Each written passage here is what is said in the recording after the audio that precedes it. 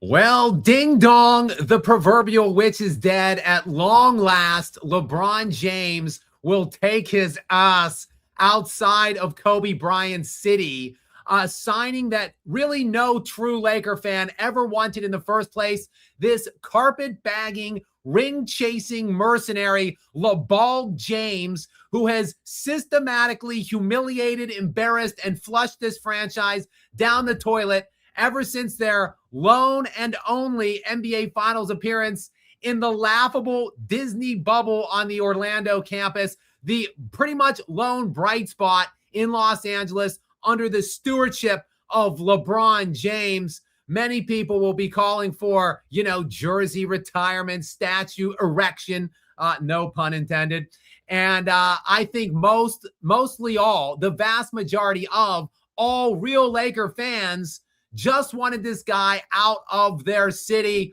And of course, all Lakers fans, which fancied themselves a Kobe Bryant fan or supporter, never wanted him there in the first place. The antithesis of Kobe Bryant. He is the anti-Black Mamba, a guy who just cheats himself, cheats the sport, cheats the NBA for the vast majority of his cheap, pitiful career, gallivanting around the NBA like a Pied Piper, amassing various super teams to steal as many cheap, garbagey rings that he can get his grubby little fingers on, though that certainly hasn't been that many rings since he made the transition from East to West. Of course, in 15 seasons in the Eastern Conference, the Leastern Conference, he was far more successful, going to 9 of his 10 NBA Finals appearances. Since he got over into the West in 8 years, well, he found out that Western Conference, it's hard, dog. Just one championship appearance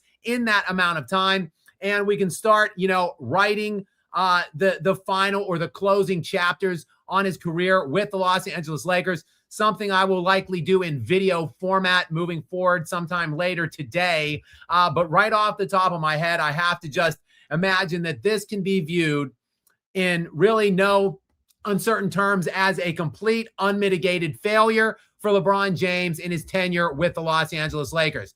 32-31 is his NBA playoff record with the Los Angeles Lakers. They were more likely to land themselves into the play-in range than they were to advance past the first round of the postseason under, again, the stewardship, the leadership of LeBron James during his 8-year tenure now, which is officially over.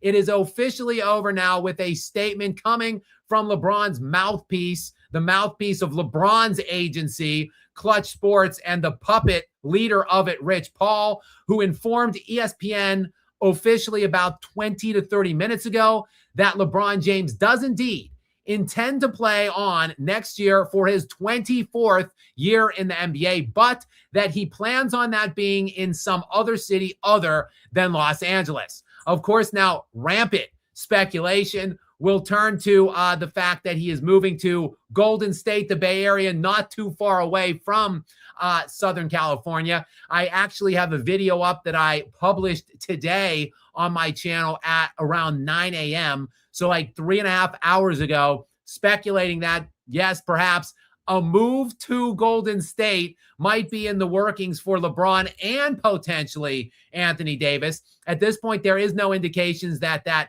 pursuit of Anthony Davis by the Golden State Warriors to pry him out of Washington, there is no indications that is actually underway, or that Golden State has any kind of a plan or a framework of a deal in mind to bring Anthony Davis over. But this is step one of LeBron James, in my estimation, going to Golden State. I am just going to keep refreshing my internet browser to see if, in fact, any news breaks of where exactly he's going to go. Brian Windhorst, Windy, broke the story today on First Take, I believe, that the Golden State Warriors had aspirations of potentially signing LeBron James today.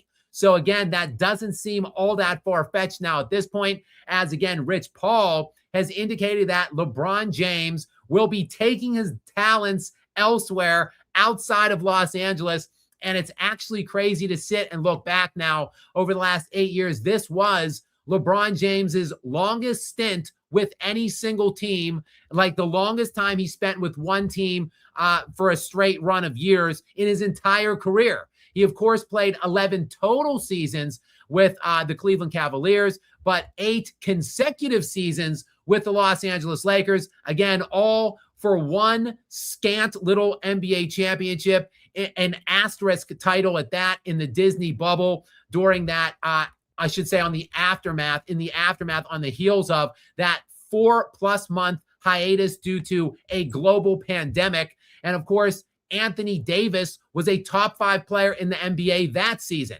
Davis, who finished first team All-NBA that year, he was first team All-NBA defense. He finished second in Defensive Player of the Year voting. He was 6th in league MVP voting. He led the playoffs, the bubble playoffs that year in scoring and in win shares. So LeBron James, perhaps not a super team, his one and only non-super team ring of the 4 that he possesses. But again, an asterisk as it was played on the bubble and played with a top 5 player in the NBA and arguably the best player on that team at the time in Anthony Davis. And that is it. That is all. That was the top of the mountain for LeBron James in Los Angeles, because otherwise a middling and mediocre team by and large for the vast majority of his tenure. Again, just 32-31 in the postseason during his now tenure in his 8-year tenure, which has ended in Los Angeles. And again, more probably you would see the Lakers under his stewardship in the play-in than you would in the second round, the third round, or the NBA Finals. So I know a lot of Laker fans out there have been waiting for this day to come for many, many, many, many years now. One of the other elements I think in play is LeBronny James Jr. You know, LeBron James Jr., a.k.a. Bronny James. I'm waiting for the next ESPN notification to drop that the Lakers have informed Bronny that he will also be taking his talents outside of Southern California, because I can't imagine that they're going to keep a roster spot open for Junior. Now he can just ride the nepotism pony right out of town with Pops to, again, presumptively Golden State. Again, that is just speculation, but I think if you're reading the tea leaves here, Draymond Green, who is repped by Clutch as well, and Rich Paul, he declined his player option. I believe it was on Monday. That was good for about $28 million.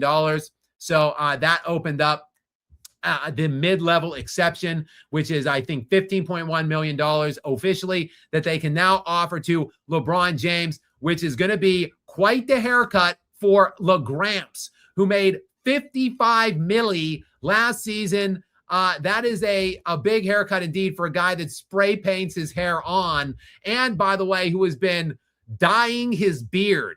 Have you guys, sorry, I don't want to break from my conversations here about LeBron heading out of town here, but did you guys see that his gray beard has been making news all over the interwebs? He took some kind of a selfie and posted it to his Instagram, and internet sleuths are split screening his facial hair from when they were eliminated by the Oklahoma City Thunder like 7 weeks ago versus what he looks like now today. And it is stark. It is drastic. He had a black beard as he was walking off the court in the Game 4 sweep job that Oklahoma City dealt him out. And now his facial hair is all white. So we'll see if LeGramps starts dyeing his facial hair next year again, and continues spray painting on his head hair moving forward into year 24, which, yes, will mercifully be somewhere else other than Los Angeles. Breaking news. We don't know where yet, but again, total speculation rampant that it will be to Golden State to pair with Steph Curry, the principal adversary of LeBron James throughout the vast majority of his peak tenure. I look at LeBron James being primed from around 2011 to 2020, that 9-year span where you can make a case he was the best player in the NBA, but you can also make a case that Steph Curry was the best player in the NBA over that span of time. He won as many championships as LeBron during that span of time, and he beat LeBron 3 times in the NBA Finals head-to-head. So you absolutely can make a case that Steph Curry was, in fact, the best player in the 2010 or the 2011 to 2020 range. I still had Kobe as the best player in the NBA in 2010. But from 2011 or 2012-ish, whenever it is that Kobe ultimately was diminishing or, taking a backseat to the young up-and-coming stars, whenever it is that you want to assert that LeBron James took over control or the title of best player in the NBA, you can make a case Steph Curry has been right there every step of the way. He won 2 league MVPs during that span of time, won by the unanimous variety. It is the first and still only ever unanimous league MVP in NBA history. And of course, he had the 73-9 wins, although that did not follow with an NBA championship that year. It was the one time, ironically enough, that LeBron was able to beat Steph Curry in the playoffs. And that was, or I should say, in the NBA Finals, because LeBron has bested Curry a couple times since he made his return, or since he made his move, I should say, to the Western Conference. Though, again, it has become much more difficult for fake GOAT to have that championship success or NBA Finals success in the Western Conference. Just 1 Finals appearance in 8 years in the Western Conference, despite playing with Anthony Davis, despite playing with Luka Doncic, and now despite playing with Steph Curry.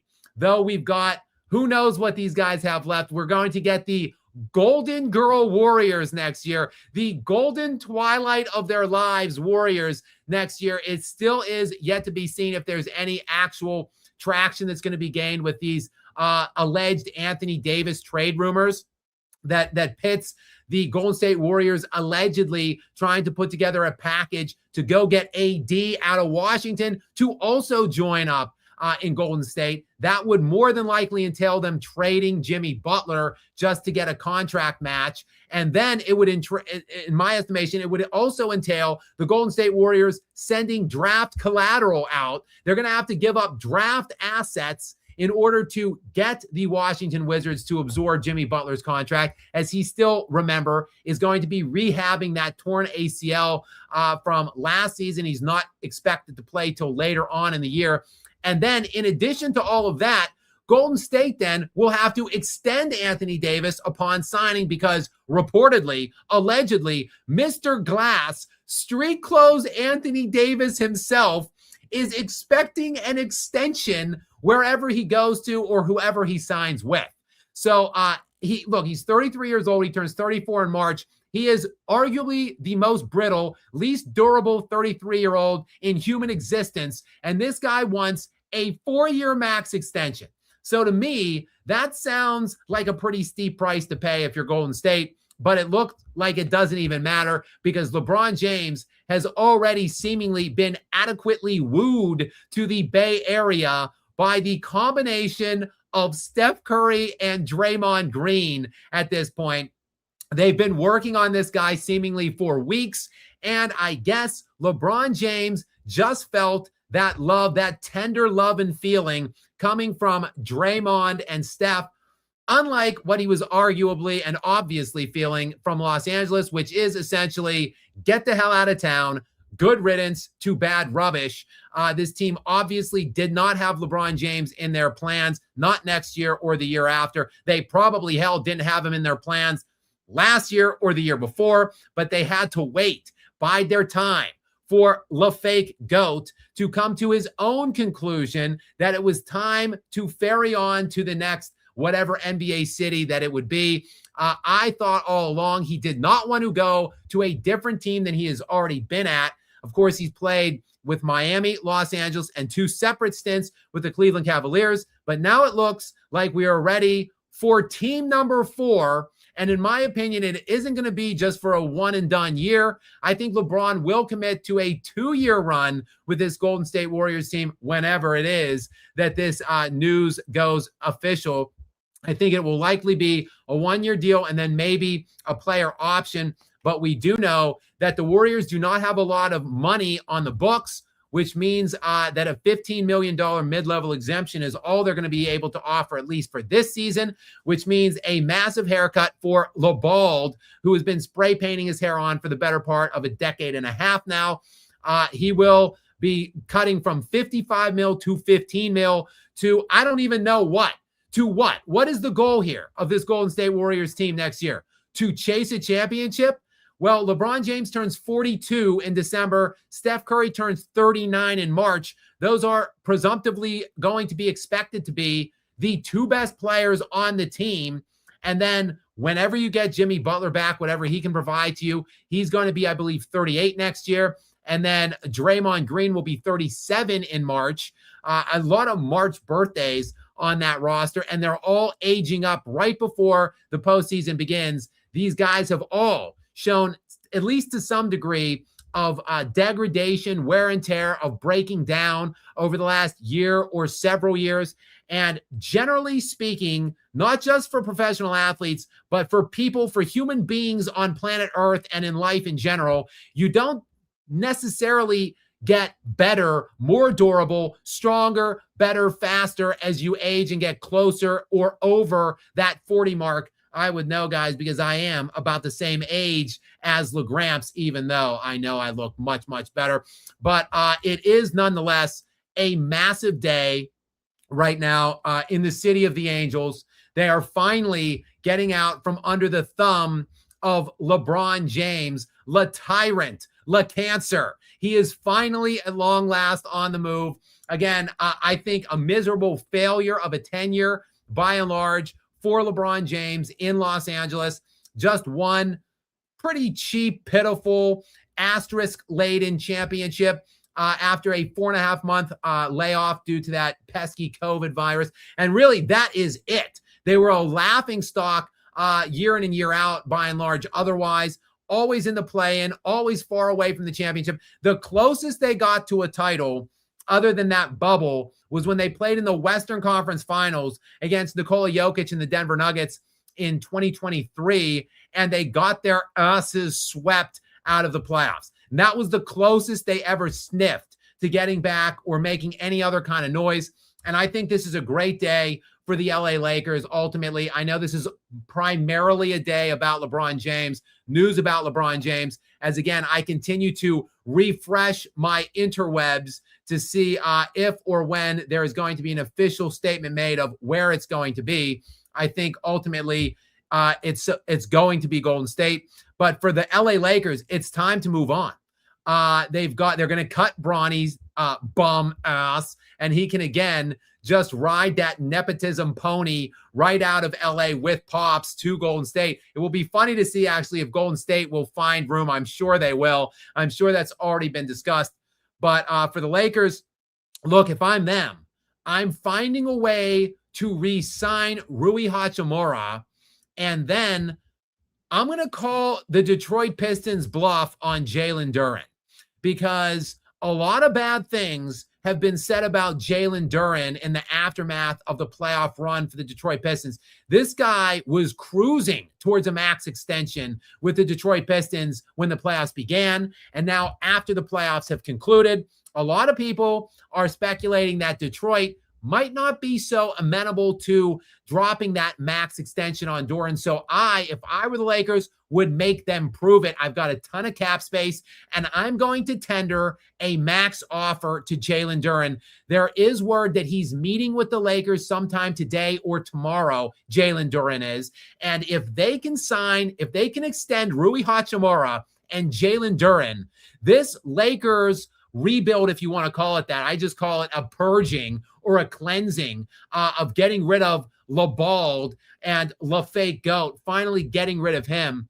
I think they will be off to the races if they can find a way to retain Hachimura and bring in Duren. I think they would be right in the mix. They would be, to me, a top 3 team in the Western Conference. Yes, I would still begin next year with the Spurs and the Thunder ahead of them, but I would absolutely love the Lakers' outlook. You build, look, just around the offensive genius of Luka Doncic and whatever Austin Reeves can be kind of as the second guy to him and playing off of him. And then aside from that, just go and build with defensive athletic pieces. Jalen Duren would be the prize of that. He would anchor their defense. Look, yes, it didn't look great for Jalen Duren at times with the Pistons in the playoffs last year because they were calling upon him and requiring him to be essentially the second offensive piece on that team. And that's really not what his game is configured to do. I think he would fit masterfully on the Los Angeles Lakers, anchoring that defense and then just working off of the pick and catching lobs and stuff with Luka Doncic and Austin Reeves for that matter. I think Duren would be a magnificent fit. He's a restricted free agent, which means that Detroit has they will have the possibility to match whatever the offer is. So if the Lakers give him a max offer, the Lakers, of course, the Detroit Pistons will have the opportunity to match it and bring him back and secure him. But again, I've been hearing maybe that they are cooled on the idea or the prospect of giving Duren that max deal. So again, if I'm the Lakers, I'm starting off finally getting LeBron off the books, and I'm going to move forward with tendering an offer to Jalen Duren. And I do want to just check the Lakers books out real fast and see exactly what the space is going to be. Now, they have only $105 million available right now, or I'm sorry, $105 million on the books right now. Now I'm looking and that does not include the Austin Reeves extension. So add on another 30-ish million. So the Lakers right now, $135 million on the books for next season. So look, guys, the expected salary cap for the 2026-2027 season is supposed to come in somewhere around $200 million. The luxury tax range is like $205, the first apron $215. You are comfortably $70 million below that right now if you're the LA Lakers. So I'm going to go out and play. Again, I want Rui Hachimura back. And other than that, Jalen Duren will be my prized piece.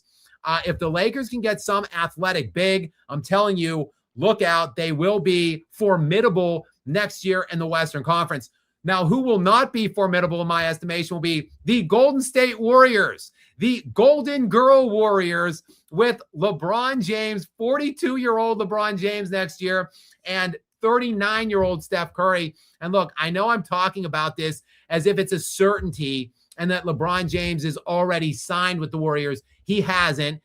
It's still up in the air. This is still speculative on my behalf. However, I just don't see where else it would be and why he would be informing the Lakers this quickly if there wasn't a team in mind already. And the only real teams I think that he was kind of flirting with were Golden State and Cleveland. Cleveland looks to be off the list at this point because little game James Harden has also declined his player option for this upcoming season. He and Cleveland are right now, Cleveland, this is for you. He and Cleveland are currently engaged in ongoing contract extension talks, which to me would then eliminate the possibility of LeBron James going there because a pairing of James Harden and LeBron James and Donovan Mitchell just simply from a usage standpoint doesn't work.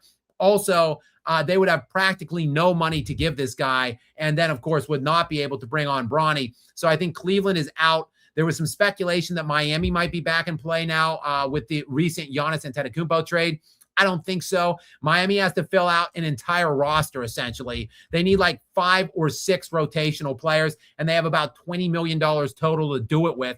So I don't think LeBron James is in the plans there either. So look, to me, just process of elimination, and I think sometime before the end of this day, before midnight tonight, because look, it isn't officially free agent season yet. The free agent window opens officially tonight at 6:00 p.m.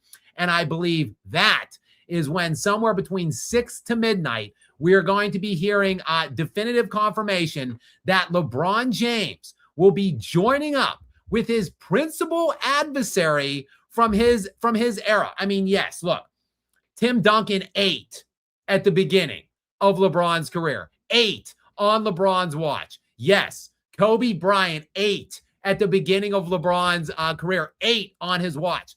Of course, Tim Duncan beat LeBron James in 2 NBA finals. Kobe Bryant beat 2 teams that eliminated league MVP and favorite LeBron James in the NBA finals. So yes, those 2 all-time greats, who in my estimation, both better and greater all-time than LeBron James, they ate on LeBron's watch, and they got fat on LeBron's watch early on.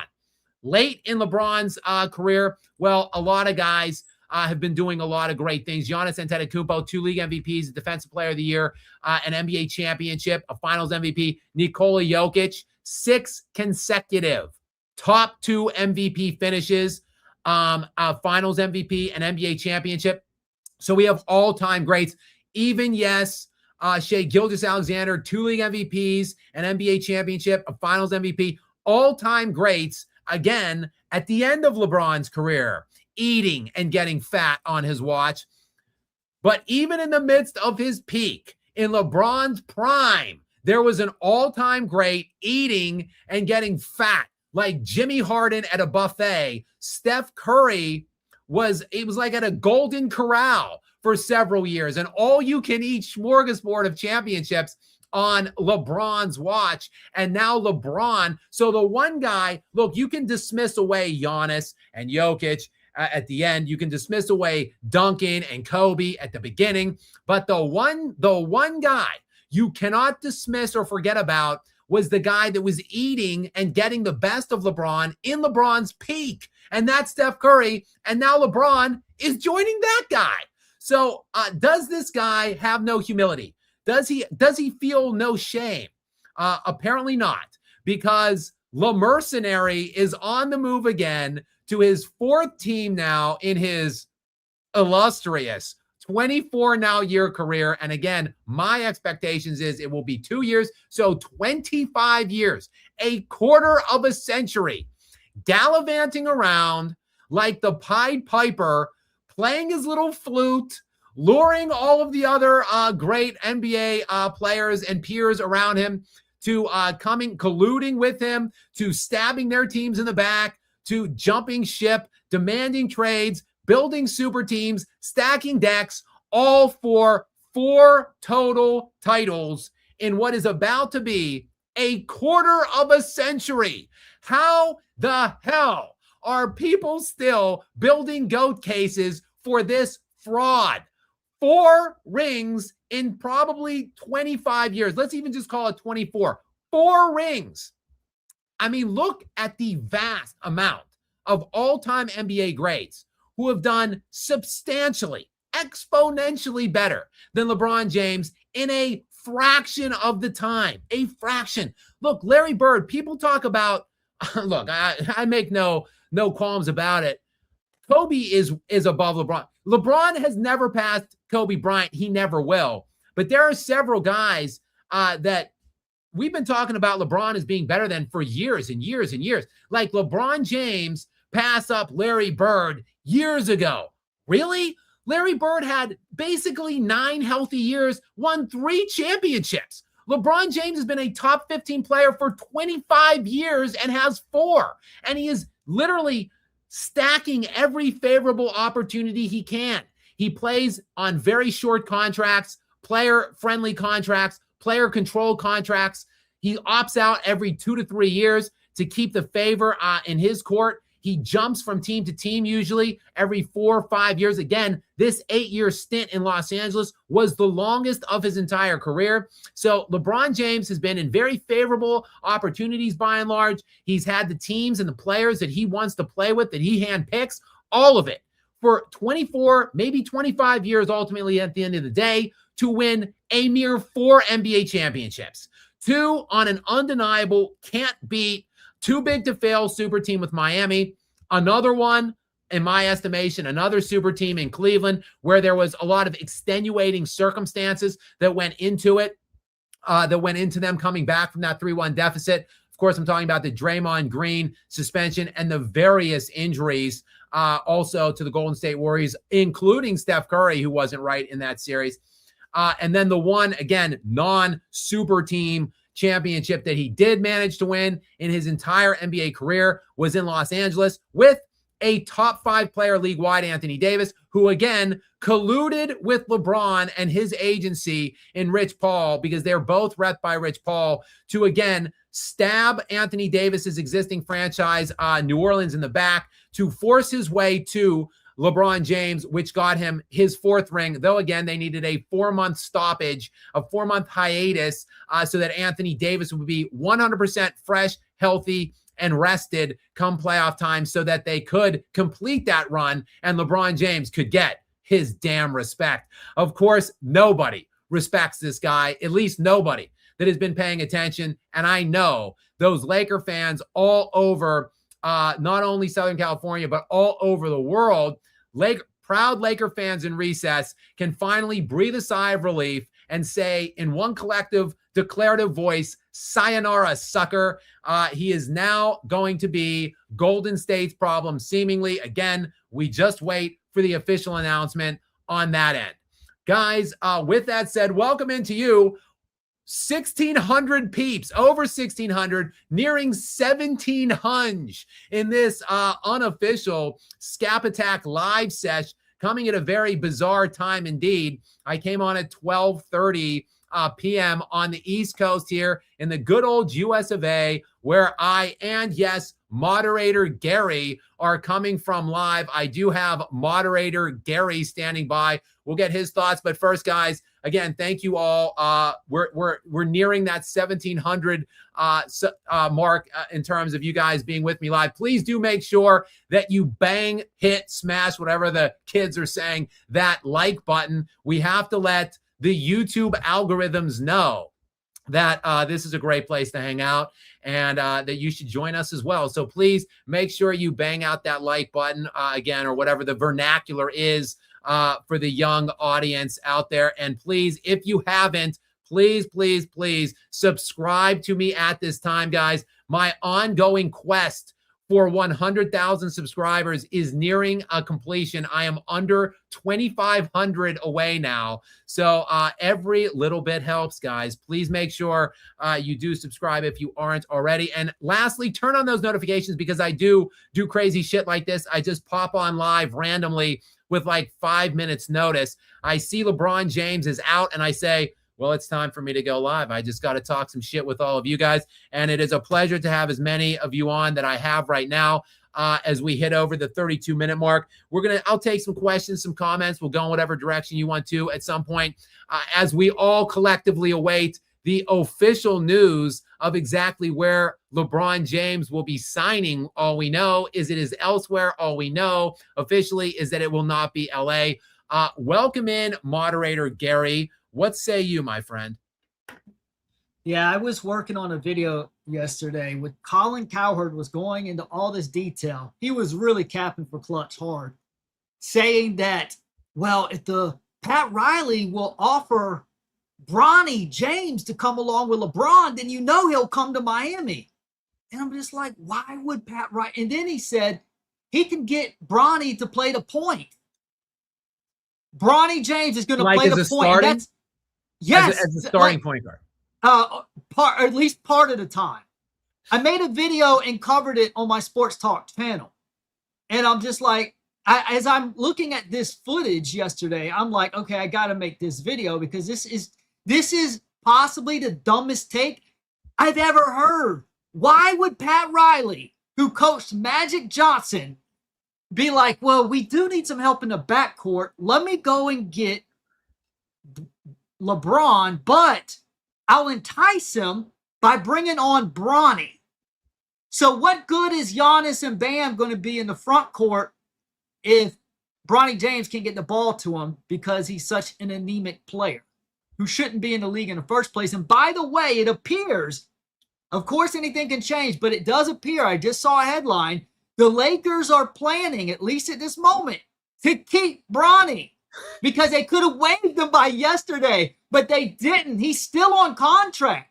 They signed him to a 4-year deal.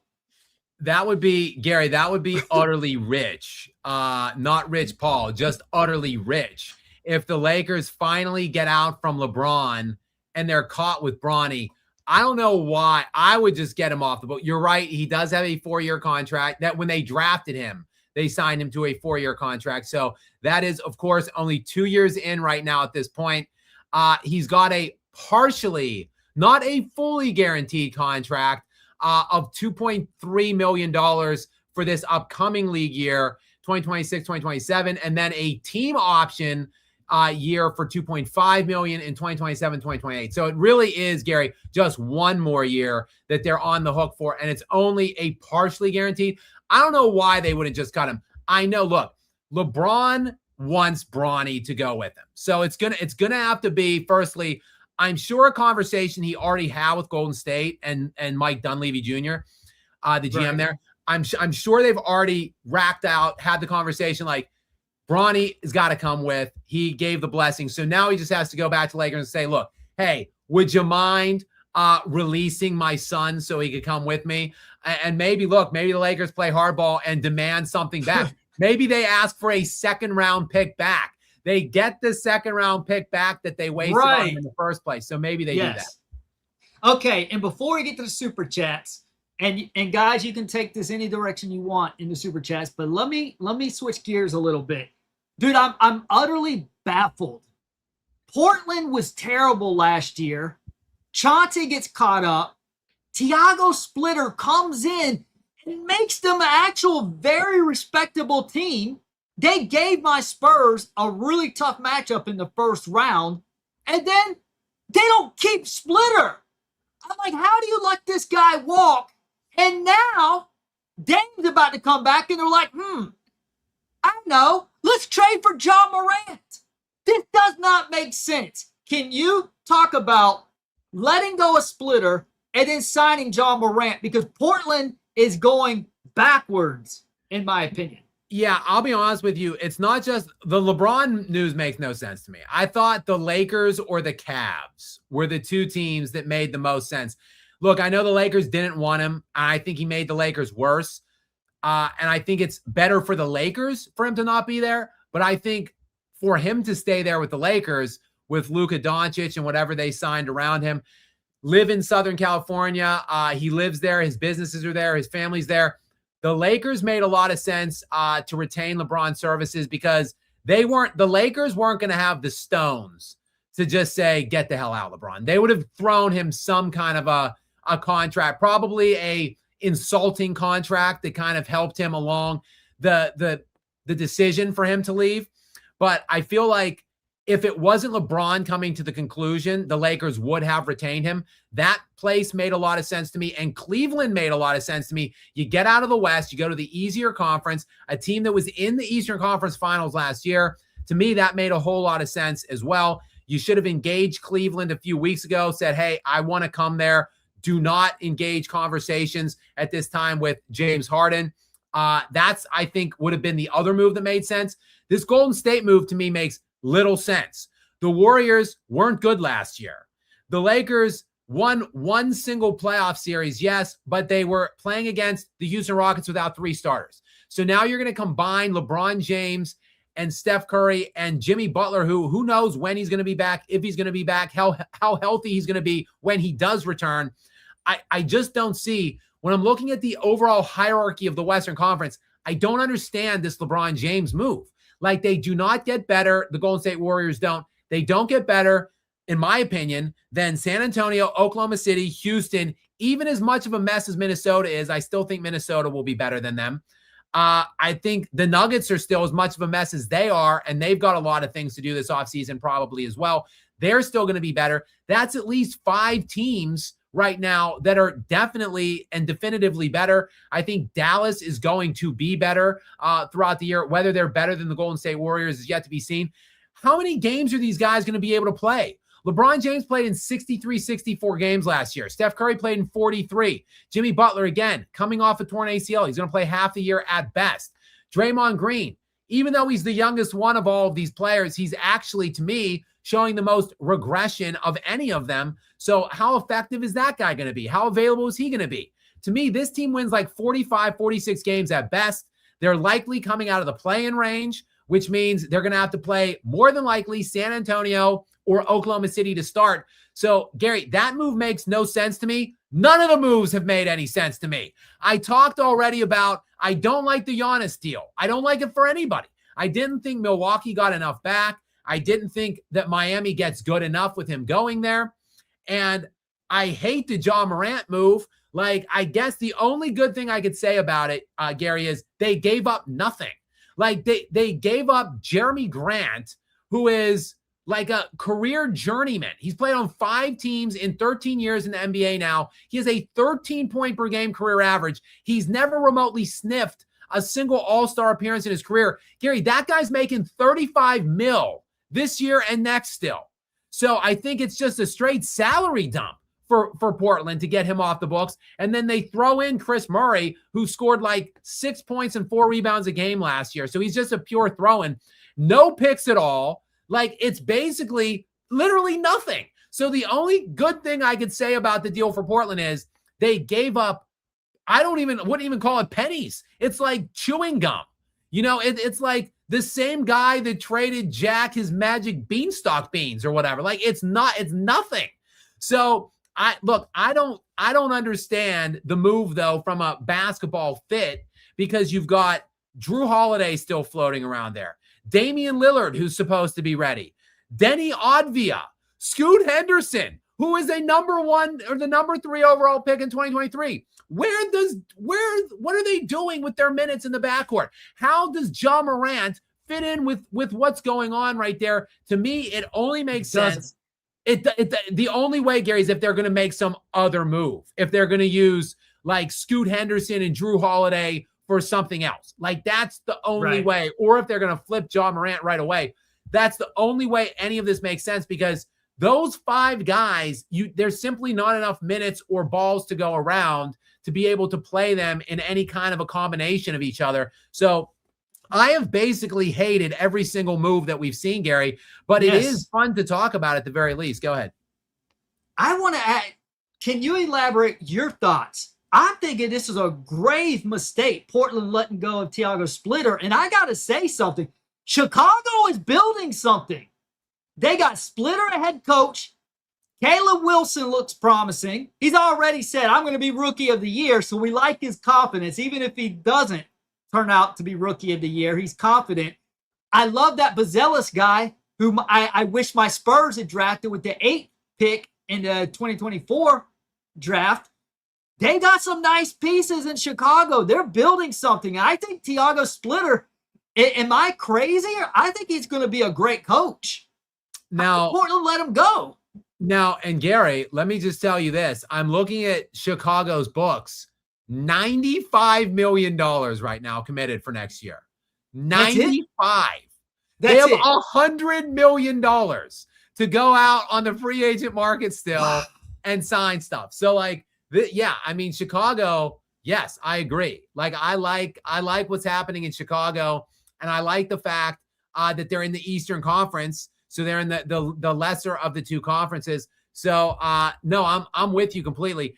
And the books, it's basically like a blank canvas. The guy who's making the most money right now for them is Josh Giddey, who's on a very reasonable contract, $25 million a year for the next 3 seasons. That does not include a player option. So they've got him inked 25 mil annually now. This is a guy last year. Look, he played only 50-some games last year, but he played the three years previously, 76 games, 80 games, 70 games. So really last year, kind of an outlier on playing only 50-some games. And last year in the 50 games that he played, 17 points, 9 assists, and 8 rebounds. So 2 rebounds and 1 assist shy of averaging a triple-double for a guy you've got on the books, just 25 mil for the next 3 straight years out. So, yeah, I'm with you. I like what I'm seeing brewing in Chicago, and I don't like what I'm seeing brewing on all of these other teams that are taking all these big swings.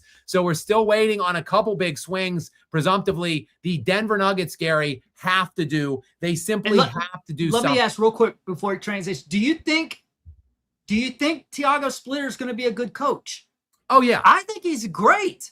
Yeah. No, Gary. Am I crazy? Look what he did last year. Like, look at the sheer disaster and chaos that they were left with in the aftermath of the Chauncey Billups stuff obviously arrested, indicted early on in the year on an NBA gambling probe. So the fact that they were a playoff team last year out of nowhere. Right. So yeah, that's a surprising move to say the least. Yes. I would have liked to see him come to San Antonio. Yeah, why not? I mean, like you said, he played there, obviously. Yeah. So yeah, he's under Popovich's tree. So, well, I mean, he's a player, but yeah. Anyways, I was baffled because I thought positively Portland's going to extend him. Yeah, no, I agree completely. And what I was saying before, we're still waiting on a couple teams, Gary, to make some big kind of splash. Obviously, the Boston Celtics are currently shopping, talking, discussing, entertaining a Jaylen Brown trade. There's been news that they've been doing so for weeks. They actively shopped him for Giannis Antetokounmpo. It didn't happen. Jaylen Brown already reportedly was not happy in Boston. And now, obviously, there's no way to make a star player less happy or even less happy than involving or including their names in trade talks. So I think, look, the bridge is burned. There's now reports saying like, oh, well, maybe he could return, but it will entail some difficult conversations. I don't think so. I think Jaylen Brown has played his last game in a Boston Celtics uniform. And from what I'm hearing from a source around the NBA, like there basically is a limited market for Jaylen Brown services right now. One team we know that is seriously engaged in trade discussions with the Celtics, of course, is the Denver Nuggets, who are in a complete disaster. They're already in the first apron right now. They have to extend Peyton Watson probably for at least $25 million a year. So they're going to blast right through the second apron. So they need to drop salary, but also try to get better and maximize the remaining very small window of Nikola Jokic's prime. He turns 32 in February. So my eyes, now that the LeBron James piece, the Giannis piece, all that stuff is sorted out, now I'm going to be watching what's going on with Jaylen Brown, the Boston Celtics, and what's going on with Nikola Jokic and the Denver Nuggets. Because remember, Jokic also had that massive extension on the table, like 4 years, $280 million this year if he wanted to sign it. All indications are at this point that he is not going to sign it this year, which will essentially mean he will be a de facto free agent next year, because next year is his final year. The following year is a player option, so he can decide not to pick that up, and he will have no connectivity to the team at that point, and he can go on to full-blown actual free agency next year. So this is going to put a lot of pressure on the Denver Nuggets to try to actually get better, because they haven't been out of the second round now in 3 years, and they won only 2 total games in the playoffs last season. So a lot more stuff is going to be happening basically between now and like July 7th. Those are like the next week-ish is going to be just a massive time in the NBA, and a very busy time for us here, Gary, on Skap Attack. Probably be doing more of these lives. I think just real quick, we've got a bunch of these super chats. So I want to get to your guys' comments. We're about into about the 50-minute mark here of the show. Typically, I like to hit comments around 30, 45. So we've gone a little bit longer. No worries.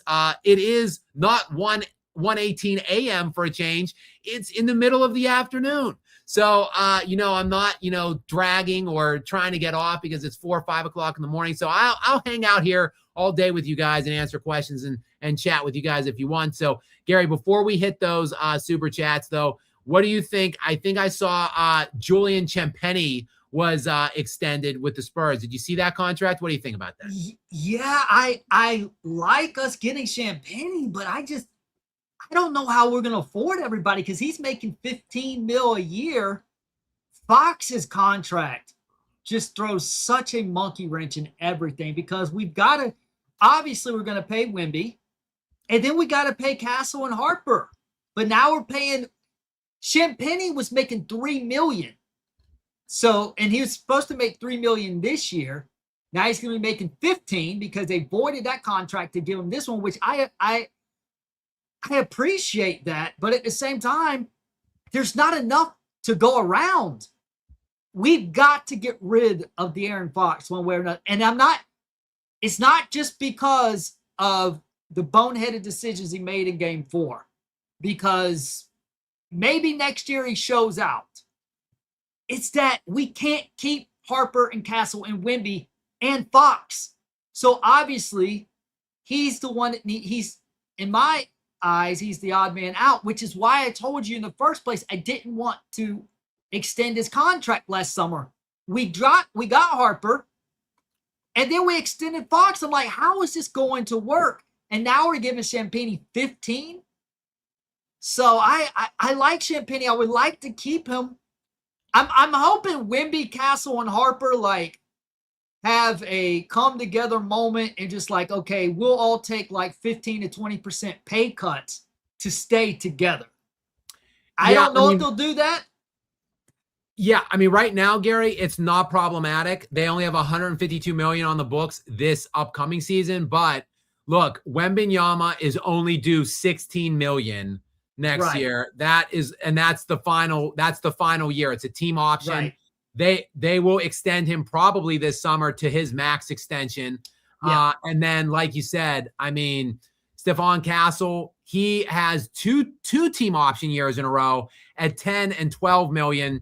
And then Harper is at 3 more years, but he's got 2 team options on the back end, 13, 17. Look, ultimately, Wemby, Harper, and Castle will all be making in excess of $50 million annually at one point. So, like, it looks okay right now at $152 million for next year, but at some point, that's going to be a lot, much higher, like second apron looking higher. So, all you can hope for at that point, they could find a way to dump De'Aaron Fox by then, because Gary, he's got a lot left on that contract. He goes all the way to 2030, De'Aaron Fox.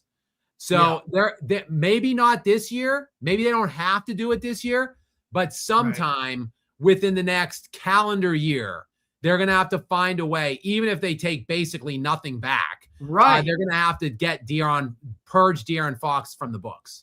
I would do what Milwaukee did with Dame and buy him out if I have to, and just give him like lower payments for like an extended period of time. I want to say, if I'm not mistaken, Bobby Bonilla Day, Gary, do you want to be paying De'Aaron Fox till like 2075? If it's only like 10 to 15 million a year over like 10 years or something, that's 10 to 20 years. We've just got to make the salary cap work. And I want to say something else, because we were not here for round 2. I'm going on the record, and maybe I'm going to look like an idiot. I don't want to be overly optimistic. I'm not even trying to be optimistic. But I think the Spurs, you heard it here first. I'm telling you, I'm thinking this Jacoby Gillespie guy is going to be electric off the bench for the Spurs.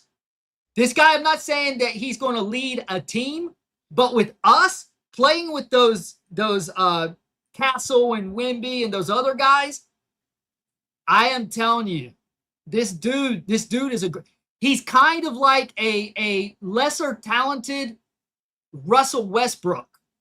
He's violent and aggressive.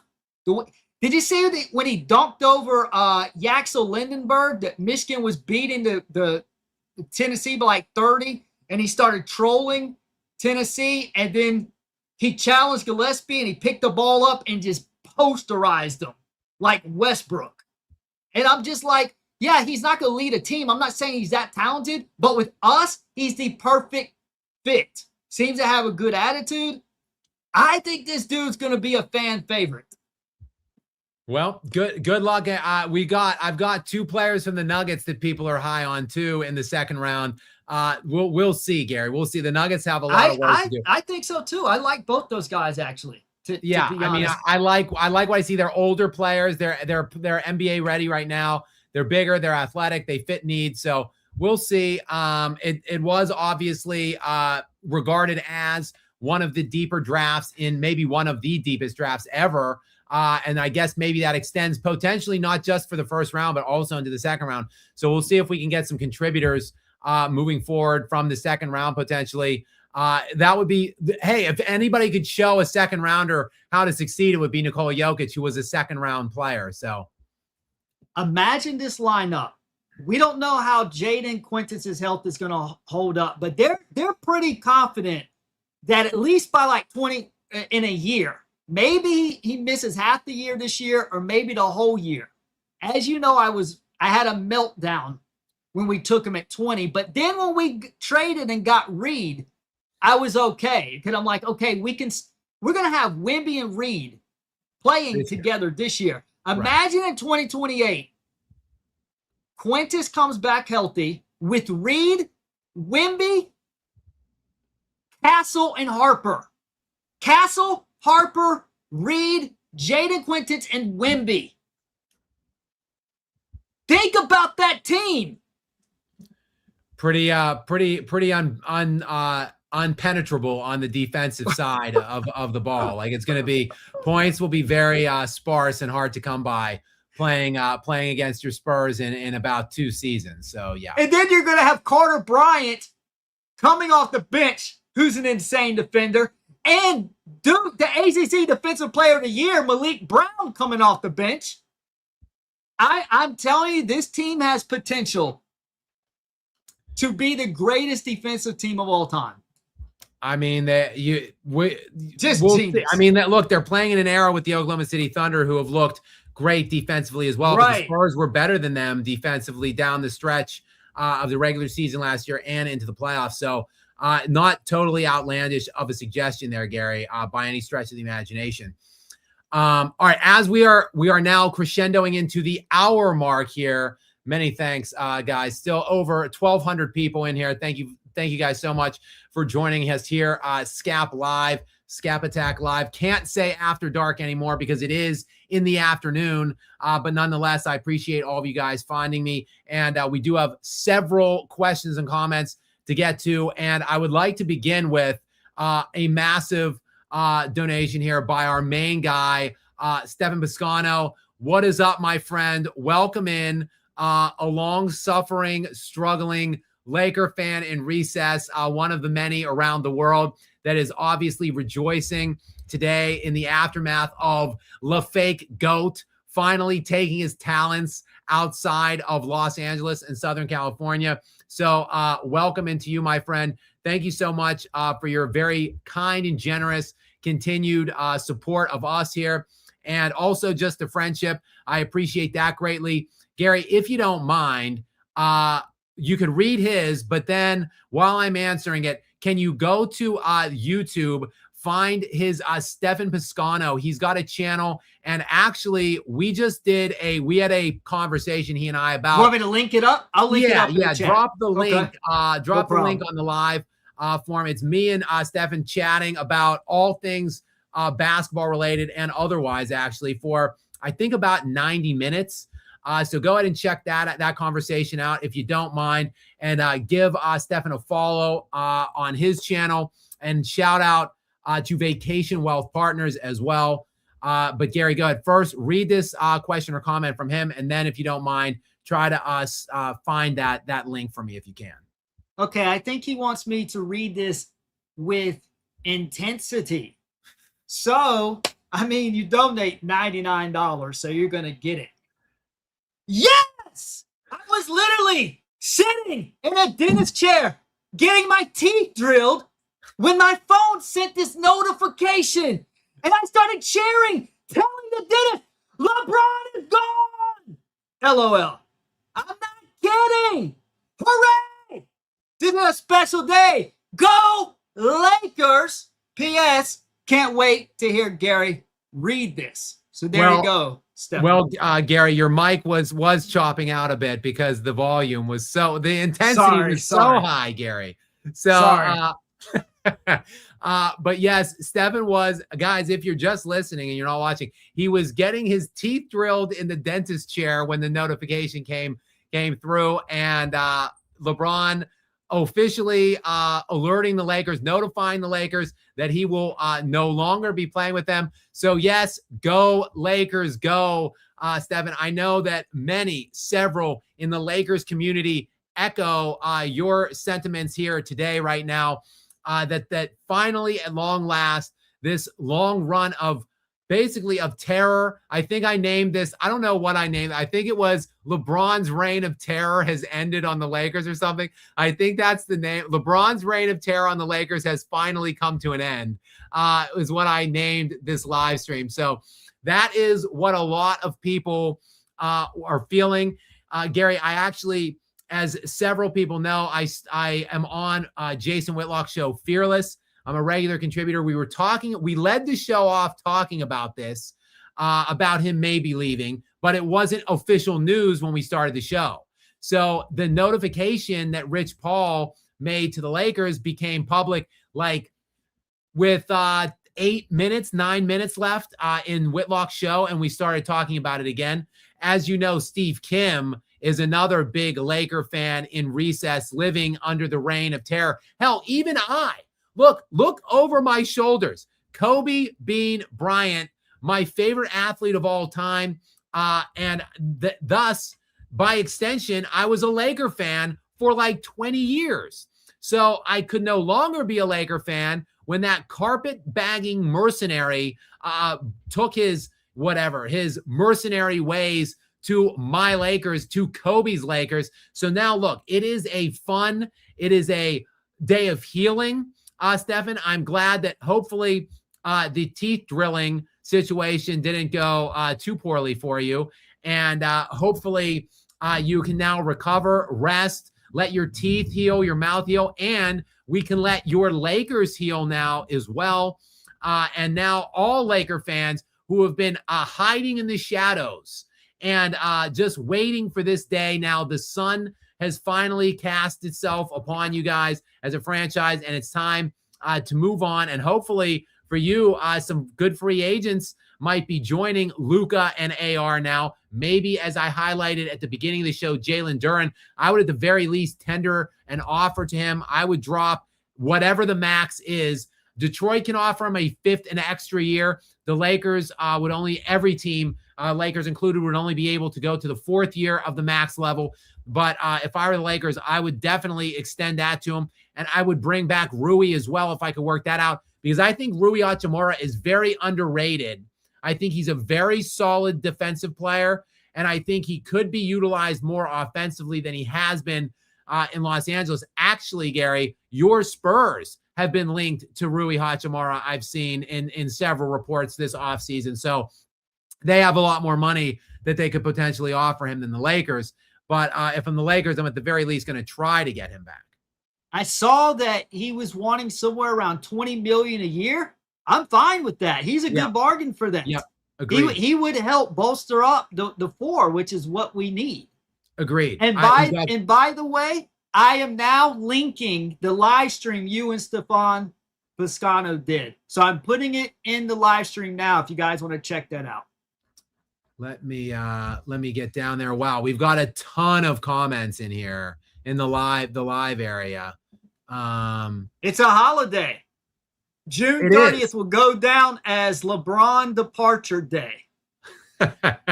It's like Disclosure Day. It's that Steven Spielberg film that's out, Disclosure Day. Only it's LeBron departure day. I like that. I just tweeted to Jenna Ortega and told her, listen, just to let you know, I'm not interested in dating you. You know, kind of like what LeBron did to the Lakers. Guys, just to let you know, I'm not interested in you. Where was our interest? Exactly. Right. What was reciprocated? It's like he was waiting, hoping they were going to offer him some big contract. They never even acknowledged him. He's like, guys, I think I'm going to move on. And there were reports as well that from Brian Windy Windhorse, guys, by the way, it is thundering here where I'm at. Gary, I don't know. You're in the Florida area good. As well. Are you getting storms? Beautiful weather.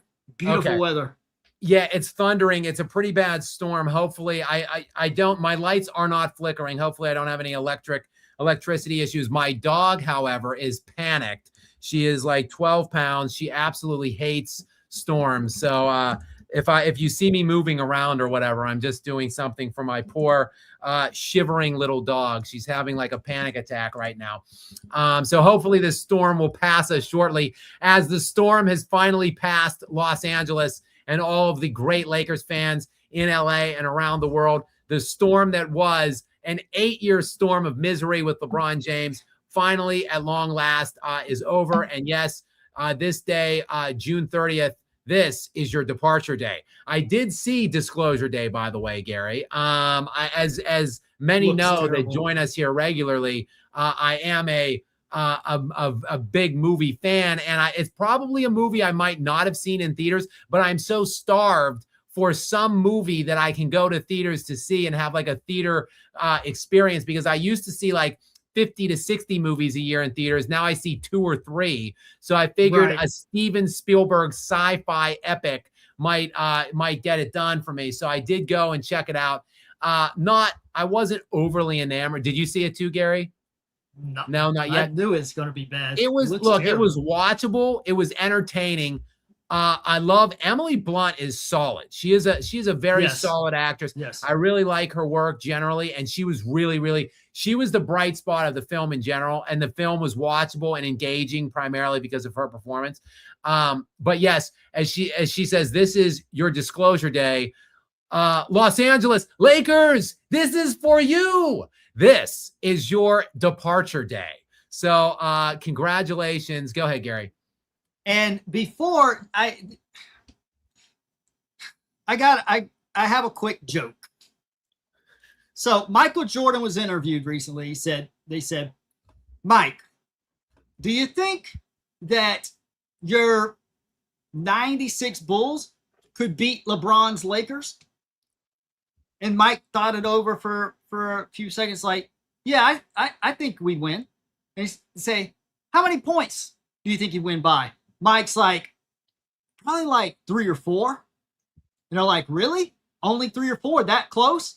And Mike looked at him and goes, well, we are like 60 years old now.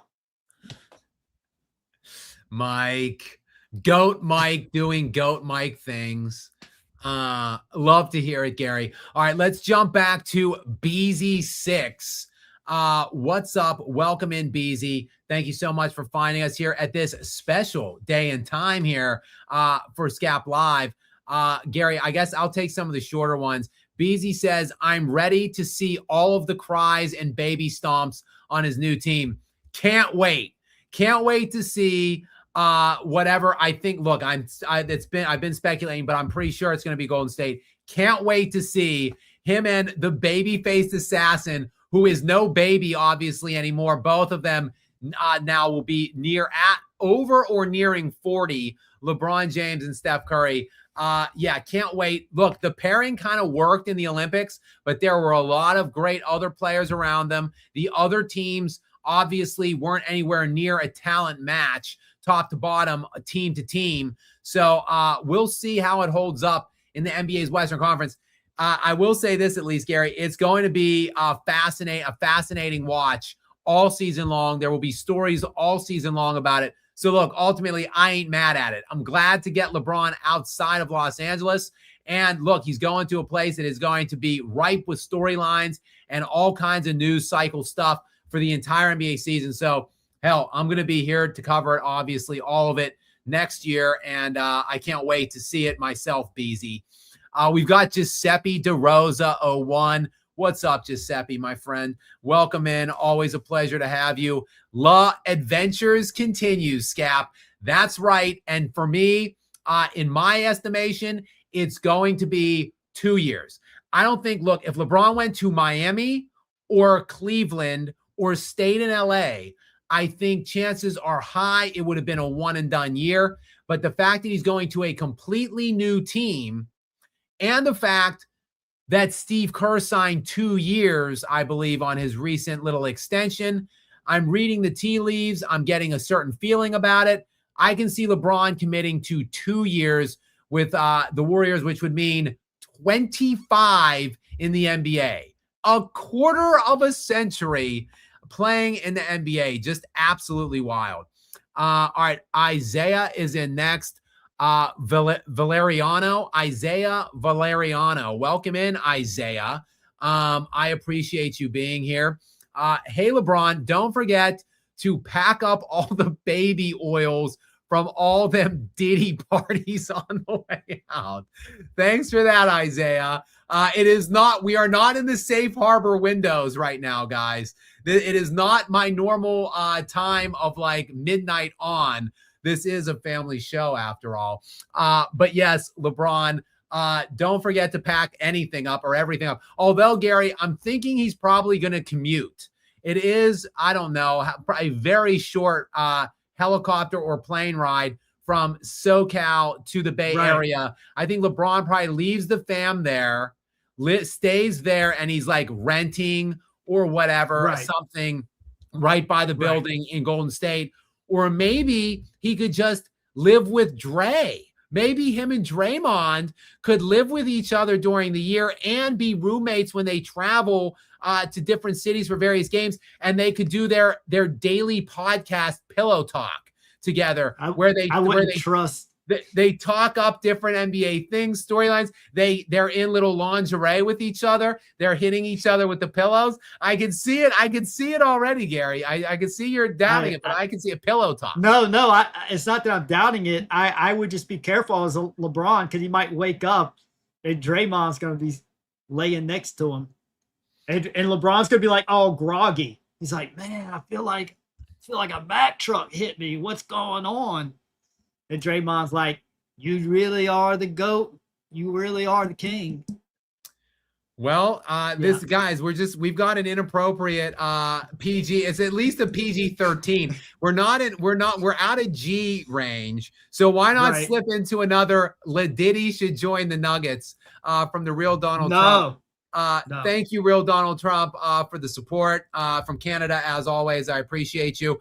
But no, please keep LeBron James away from my Denver Nuggets. I want no part of that. Nikola Jokic wants no part of that. The Denver Nuggets fan base wants no part of that. Please stick to the script, guys. Stay to the plan. Around 6:01 p.m. Eastern time tonight, just make your announcement. Maybe it could be like a decision part 2 with LeBron sitting with Draymond and Steph. And they could rise up out of a stage during a pyrotechnics concert and smoke show, and they can talk about winning not 7, not 8, not 9. Only this time it would be not 40, not 42, not 45 wins. No, I really believe 46, 47 wins. I really believe we can do it. That will probably be what it would be this time, Gary, not the show or the display of guaranteeing 8 championships like it was that last time he took his talent somewhere to Miami. Of course, he fixed that moving forward. He didn't do the same thing in Cleveland and LA. So I guess it looks like less of a failure in those two areas, though to me, it's still a big failure in LA. And I'll probably be doing a full video on it if I have time between now when we get off here and when the actual announcement is made of where he's going. I would like to put like a recap kind of on LeBron's entire tenure in LA now that it is mercifully finished. We've got Samson, the current in next, though. What's up, Samson? Welcome in, my friend. Another regular. I appreciate it. 1 bubble ring won by AD in an 8-year span of super teams. Yeah, I mean, you can make a case that maybe potentially the Lakers weren't a super team. I think very much so, not only Miami, inarguably, but also Cleveland. I think that was also a super team. And even if the Lakers weren't a super team, LeBron was playing with basically a top 5 or better player every year he was there, except for the first year he was there. And they didn't make the playoffs that first year he was there. Since then, he had Anthony Davis, who was a top 5 player when healthy, and Luka Doncic, who's probably a top 3 or 4 player when he's healthy. So, like, really, realistically, no excuses for the 32-31 playoff record that LeBron sported in his 8-year career with the Lakers. Statue, get the hell out of here. Please, no thank you. I'll pass on that. I guess he can get his jersey up there. But I think Pau Gasol has his jersey up there. So, you know, I guess I have no, I mean, I don't want his jersey up there, but I don't have the issue with it that I would have if it's a statue, because Kobe waited years to get his statue. And then there was a myriad, by the way, of spelling errors and shit on it when he finally got it. So no, hell no. LeBron shouldn't be getting a statue in Los Angeles. All right, we've got Jay Channelty. Jay Channelty. I'm probably massacring that last name. But Jay, welcome. Thank you for being here, my friend. I appreciate it. We've got two back-to-back coming from Jay, and it's a two-part question. So, Gary, I'll let you go ahead and read both of them. Oh, and then a third. There's actually three. There's three parts. So, Gary, I'll let you read all three. I'll put them up as you're reading them before I answer. Okay. Part one. We have a new nickname for LeBron, B-Rabbit, because he hops from super team to super team. I'm tired of this guy cheating the game. Part two. Stockton was banged on, and he said he doesn't climb the mountain to win. He takes a helicopter to the top.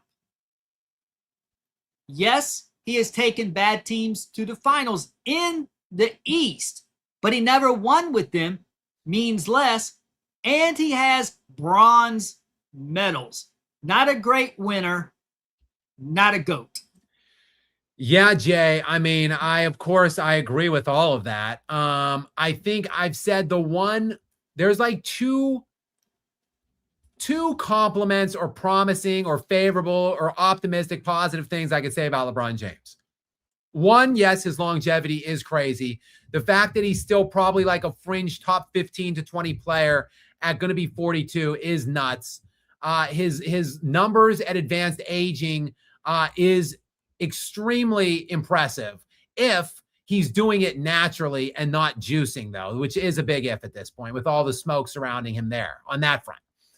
Secondarily, he is a good floor riser. He can take lesser talent and lesser teams and win you 50, 55 games with them. However, he can't win championships with those teams, and he's not a good ceiling player either, because when he has elite super teams, he also underachieves with them. So if you want like a mediocre 35, 40 win team to win 50, 55, LeBron's your guy. If you want that team to win a championship, he's not your guy.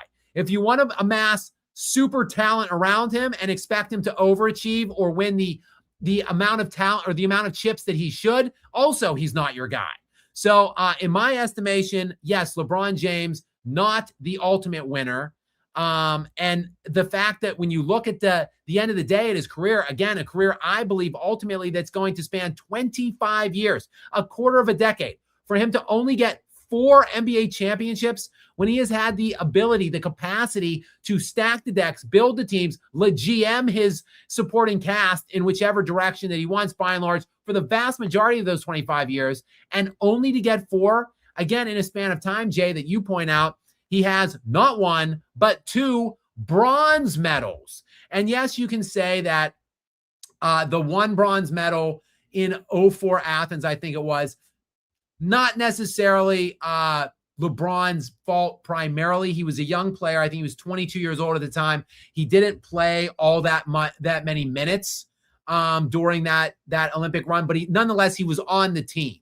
But then when you fast forward years later, when they were in the World Championships, before Coach Krzyzewski had to recruit America's savior, Kobe Bryant, to come and rescue them in the 08 Beijing games, in the 06 World Championships, LeBron's was the primary leader and captain, and the best player on that team again got bronze, which is why that's what prompted Krzyzewski to go out and recruit America's savior, Kobe Bean Bryant, to ride in on his white steed into Beijing and rip that gold medal and stop LeBron from getting another non-gold. It wouldn't have been, I don't think, a bronze. It would have been a silver, though, because they would have lost to Spain.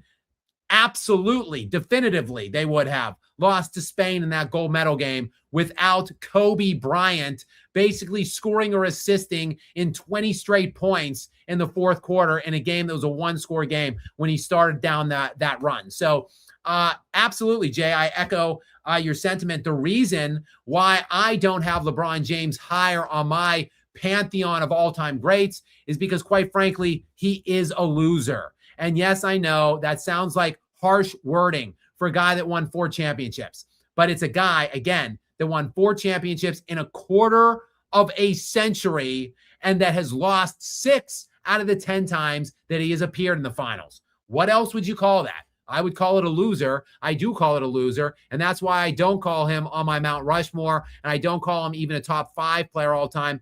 And I think before much time passes, I won't even call him a top 10 player anymore. I think I have him fringe top 10, like 10th all time right now, but he is on a fast track to losing his distinction on that list as well. So I'm with you, Jay, all the way.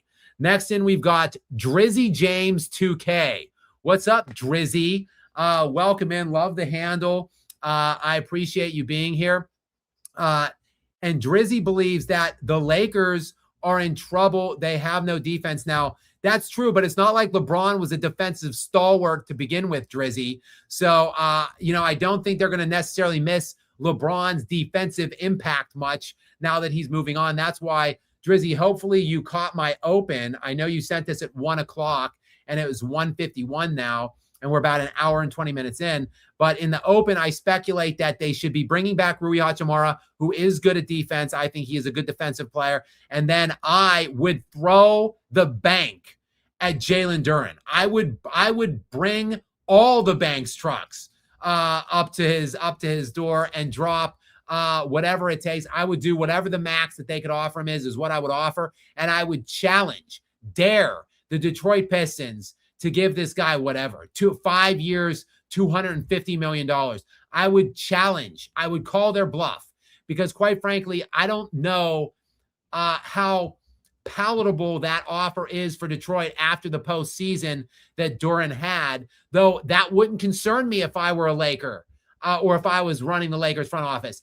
I don't need him to be a secondary offensive option.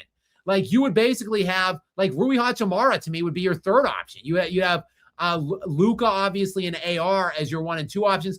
All you need is Duren to anchor the defense, to protect the rim, to cover up the inadequacies that Luka and AR will be at times on the perimeter. So that would be my solution, Drizzy. But you're right. In lieu of that, if the Lakers offer Duren a max, and if the Pistons counter and retain because he is restricted, then yeah, you're right for sure. The Lakers are in trouble then at that point. I still think they're better off, though, without LeBron James. They're better off starting the build around Luka now and not going down another year or two in this whatever limbo that they've been hanging out in, purgatory that they've been in for the last 3-4 years. Now they could stop leveraging things to accommodate him and start building around Luka and planning for the future. So, Drizzy, even if they miss out on some defensive pieces on the market, I still think addition ultimately by subtraction. The real Donald Trump, meanwhile, joins us back in again from Canada. Lakers versus LeBrick Warriors first round. Who wins? Oh man, that would be tantalizing, wouldn't it? I think Commissioner Voldemort, aka Adam Silver, is going to be doing everything in his power to make that happen. Whatever has to happen, he's going to be working. But the problem here is, Don, let me just play this out for you.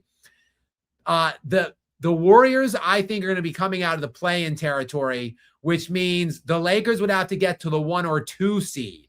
So I don't see that happening. I think I could see the Lakers maybe in the 3, definitely the 4. So maybe if the Warriors could somehow get to the 6, maybe. So yeah, expect a plethora of calls to be going the way of the Warriors and the Lakers to try to get them maybe in the 4-5 matchup or the 3-6 matchup sometime. That would be a crazy, you're right, a crazy matchup.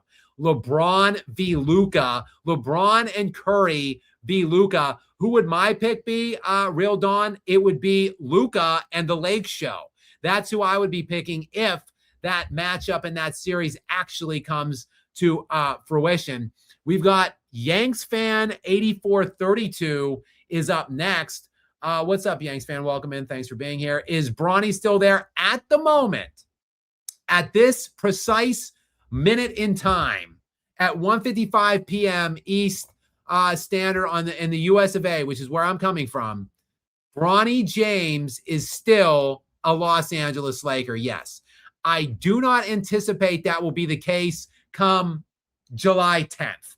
I don't want to back myself into too finite or tight of a corner, but I would say that by July 10th, Bronny will be joining Gramps in the Bay Area. That's my expectation. All right, next in we've got Dean Gianna Kupalis. I did my best there, Dean. Dean Gianna Kupalis, 159. I tried my best, my friend.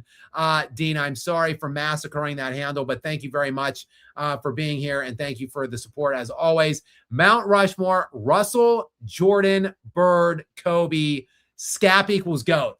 Thank you very much, Dean. I appreciate it, and I would not give much pushback on that mount. I think you've got, to me, three of the best four peaks in NBA history in Kobe, Bird, and Jordan. And you've got the greatest winner in NBA history in Mr. Bill Russell, 11-time champion in 13 seasons. So I wouldn't give, it's different than mine. But I think extraordinarily highly of Larry Bird. And of course, Kobe and Jordan are 1 and 2 on my list. So I'm not going to give you a pushback on that, Dean, nor will I push back on Skap equals GOAT either. Well, I will humbly and proudly accept that moniker and distinction because I'm not giving it to myself. You see, this is important distinction for LeBron, who calls himself the GOAT. I just let other people like Dean, thank you very much, Dean, graciously bestow me with that moniker or that little nickname. So thank you, Dean. I will take it humbly, of course. And thank you so much again for your ongoing support. Gary, I'll turn this one from Gus7788. I'll turn it over to you while I pick up my poor shivering little dog here. Guys, she's got her Thunder jacket on. This is a tight little vest that's supposed to swaddle her when she's scared of the thunderstorm. Let me bring Gus down so you can see her poor little face, guys. Please send your thoughts and well wishes to my best pal Luna the dog here, who is very, very scared of the thunder right now. See, buddy, it's okay. How old's Luna? Luna is 3 years old, Gary. Oh, okay. So she's my best pal, and she's always here, but I wish I could do more for her during storms, but it's tough. Go ahead, though, Gary, with Gus 7788 for me. If LeBron heads to the Golden State Warriors and gets beat by the Lakers in the playoffs, should he be taken out of the top 10? Yes and yes. He should be taken out of top 10 regardless. Yeah, I think LeBron's longevity is hurting him at this point. I really do. I think, had he just retired at 38, when he 37, 38, whatever it was, when he got ring number 3.5 or whatever. Now I'll give him the fourth, when he got his fourth ring in the bubble on the Disney campuses in Orlando, Florida. When he got that ring, had he retired, I don't know what it was, 37, 38. I think, Gary, I don't think he had passed Kareem yet, but I still think his resume and his career would have looked better at that point. Like, you went to LA, you played 3 years, you got a ring. You got a ring 4 different places, yada, yada, yada. You're second all time in scoring, top 10 in assists at that point, 4 league MVPs. Now, the longer he extends, the worse it looks because he still is playing at such a high level, whether that is genetics, whether it's hard work, whether it's the juice, whatever it is, he's still a top 15-ish player right now. So the fact 15 to 20. So the fact that he entered the league, he was probably a top 15-ish player, 20 player in year one. He was definitely top 15 by year 2. Then he was all NBA every year from year 2 to last year. So you can make a case he's been a top 15 player essentially for going on 24 years, which will soon be 25 years. The fact that you can be a top 15 player for 25 years while picking single-handedly, personally picking your teams, your destinations, the players you're playing with, and you can only squeeze out 4 rings, that's pitiful. Like, to me, that is diminishing now at this point. Now it is I already have Larry Bird ahead of LeBron James, but I think that is putting players like Larry Bird, Magic Johnson ahead of LeBron James. Guys that won substantially more in substantially less time. I just think those guys are all now flooding back into the picture. I've always had them above LeBron, but now to me, those guys are all moving ahead of LeBron again, I think in other people's conversations as well, they should be. So ultimately, I think, yes, year 24, 25 comes and goes, and LeBron, whatever, losing the first or second round of the playoffs, yes, I think it tarnishes and does more damage to his legacy, guys. I mean, that's my take at least. All right, we've got Don SGC up next. What's up, Don? Welcome in. Thank you very much for being here. As always, Gary, go ahead and read this question or comment for me, if you don't mind, from Don. I have been a Laker fan for life, and I couldn't be happier that LeBron James will finally be leaving. Lakers should build around both Luka and Austin.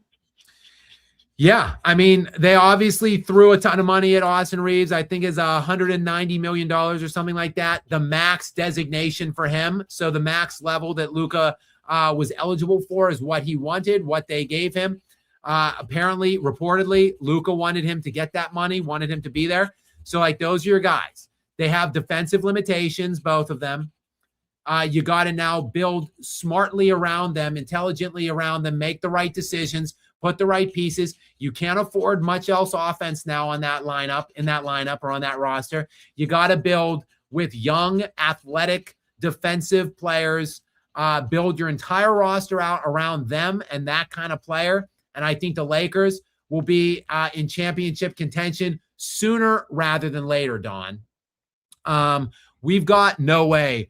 John Wayne, 6268 is in. What's up, John Wayne? I'm interested to know if that's your real name. John Wayne, of course, the legendary Western icon, movie star from back in the day, kind of preceded the Clint Eastwood era.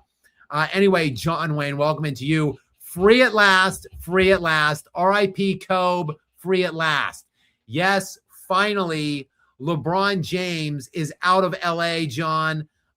Finally, Kobe can rest in peace, rest in power, because that fraud mercenary, the antithesis of Kobe, the guy that stood for everything that Kobe stood against, is finally out of the building that Kobe built. I can't call it Staples Center anymore because it's Crypto.com Arena, but that is the building known as Staples Center that Kobe Bryant obviously popularized and played the vast majority of his career in after the old Forum shut down. So finally, LeBron James is out of a Laker uniform. It was always disgusting to me, and it always left a bad taste in my mouth that Kobe's team had that fraud on it now. So 8 years in misery, but finally we can all collectively breathe a sigh of relief and just, be happy today and wait and see exactly the official news of where exactly elsewhere is, because that is still the top headline on ESPN.com right now. LeBron tells Lakers he plans to play elsewhere. No word where elsewhere is, but again, rampant speculation that elsewhere will be not too far away, the Bay Area, San Francisco area, with the Golden State Warriors. Next in, we welcome Kara Tepsi. Kara Tepsi, thank you very much for joining us. Thank you very much, Kara, for your very kind and generous donation. I appreciate you very much. Gary, if you don't mind reading the question or comment from Kara. Hi, Skap in chat. Is LeBron prolonging his career just for the GOAT PR campaign? Will the media finally become unbiased once he retires and Clutch's leverage over networks ends? I think they're still going to have leverage as long as he's in the NBA. Yeah, well, first of all, Kara, thank you for the Turkish lira, and shout out to you coming from Turkey.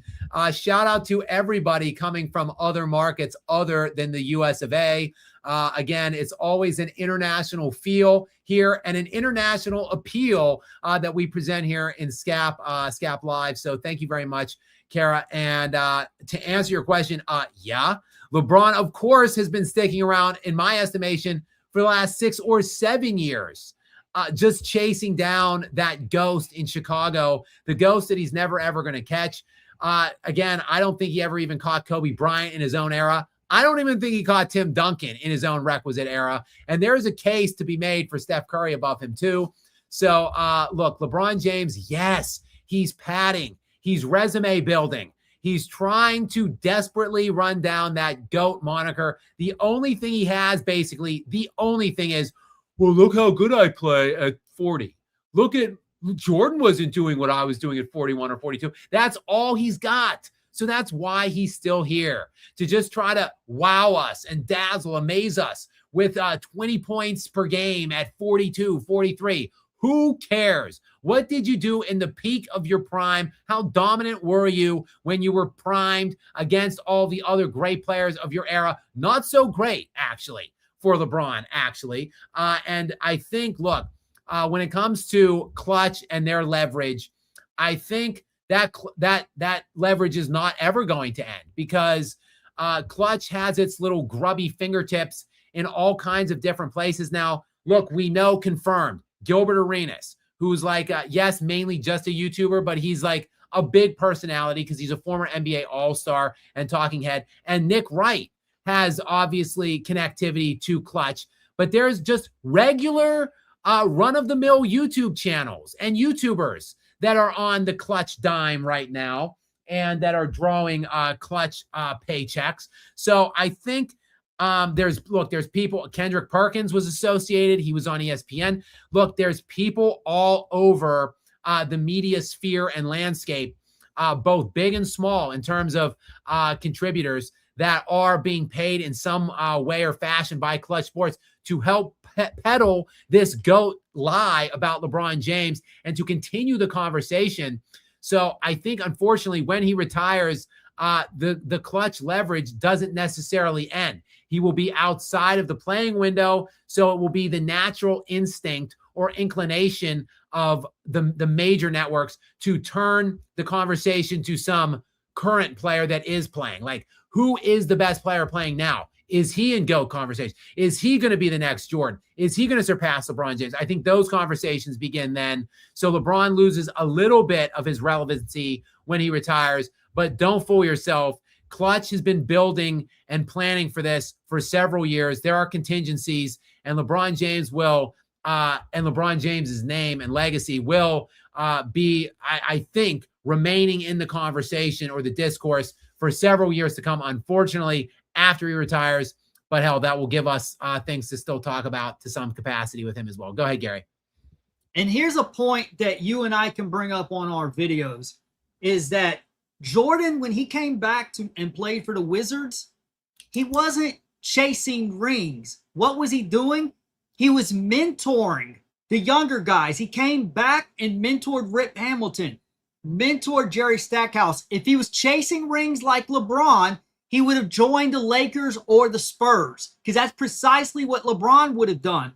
LeBron, on the other hand, he's never bothered to mentor anyone because he's a narcissist, and all he's done is ring chase. And as he's older, he still pitches a fit. I'm trying to watch my language. He still throws a BF, as in reference to white chicks. He still throws a BF when he doesn't get his way. He doesn't mentor it. Has he taken Austin Reeves under his wing and tried to mentor him? No. All he does is ring chase. He's pouting because if he wanted to mentor, not ring chase, he would stay with the Lakers team for a vet minimum, like he should. So Jordan, on the other hand, came back to mentor. LeBron was there to ring chase. So that's different. And notice that LeBron, none of the teams he joined, he always had another big star. Like when he went back to the Lakers, yes, for a year there wasn't anybody. Then he had to maneuver his way to get Anthony Davis, and then he got some other pieces. Then they got Luka. He's always had somebody there. And he's never a mentor because he doesn't care about helping others. He doesn't care about passing the torch to the next generation. He just wants to ring chase. Jordan was a mentor. Big difference. Look what Rip Hamilton learned from Jordan, then took it to the Pistons and won a championship 2 years later. Of course, he wasn't the main reason, but he was a big part of the offense.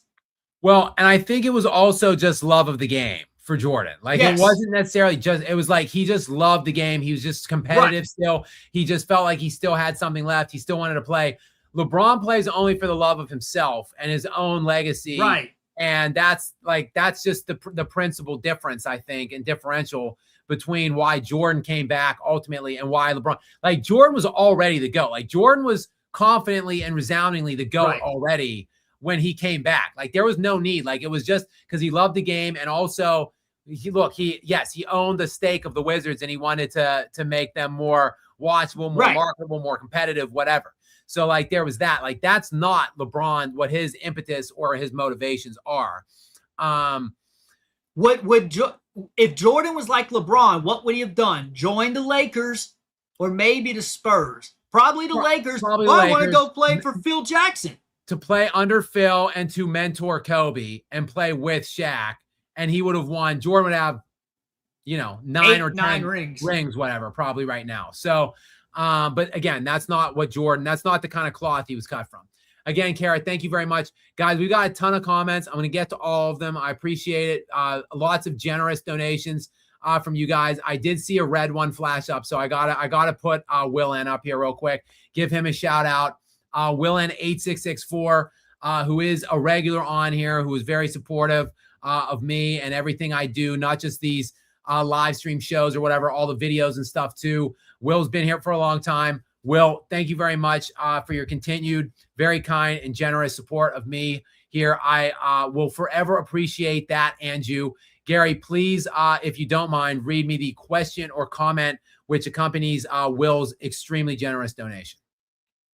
Yeah, and I gotta say, I can't disagree with this. And I know Cuse Mode, I see he's in the chat. He's gonna like this comment as well. And as a Spurs fan, I can't even disagree with this. He says, despite the chaos occurring around the NBA, Knicks setting standards, Leon Rose working what a masterful job that dude did.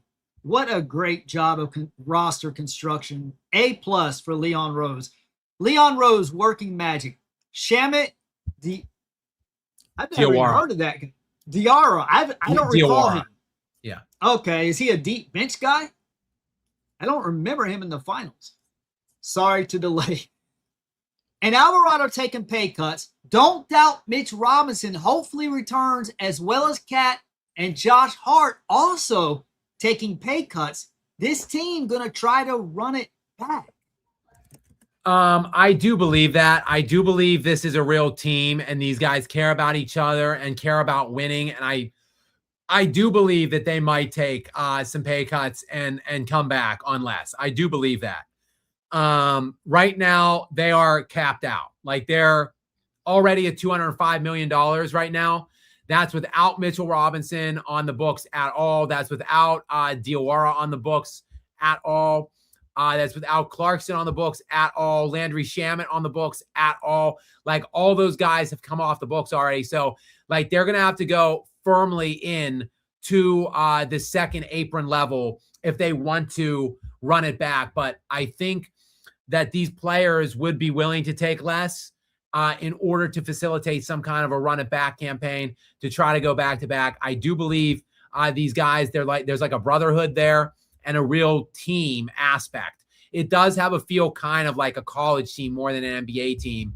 And I do believe that they will bring several of those guys back, if not all of them, most of them. And most of them, yes, on discounted contracts, more than likely. So it's the Knicks have been a breath of fresh air. I think, Will, to your point, the NBA it's typically just a business, really, for everybody, right? Isn't it? Like for the teams, for the ownership, for the players, it's really just about the bottom line, which is money. But for the Knicks, they do have a different feel about them. Like Jalen Brunson sacrificing the $113 million to disperse that around the rest of the team. I mean, look at the dispersal of funds. Brunson is making only $37 million next year. He is the third highest paid player on that team, and barely. Like, you've got Karl Anthony Towns at $57 million, OG Anunoby at 42, Brunson at 37, and then Mikal Bridges at 33, and you've got Josh Hart at 20. Like, that's a very even dispersal of funds because Jalen Brunson made it so. Because Jalen Brunson wanted to compete for and win championships. And now we're going to see, I think, a lot of these players that you just mentioned, Will, are going to follow suit, and they're going to take less too, and they're going to sacrifice their bottom line, their financial dollar as well, for the betterment of the team and for each other, because they believe in each other and they want to go and run it back and try to win some more. So it is an absolute breath of fresh air, Will, 100%. In a day and a time right now where we're talking about LeBron James and what LeBron James could do for LeBron James, it is refreshing to see really team-first guys and team-centric guys on a real team that are right now at this point the defending world champions. And it's going to be interesting to see what they do because, again, they've got a lot on the books already, $205 million, pretty much in the luxury tax zone already. And they've got to bring back a bunch of these guys, predominantly and first and foremost, in my estimation, Shamet and Mitchell Robinson.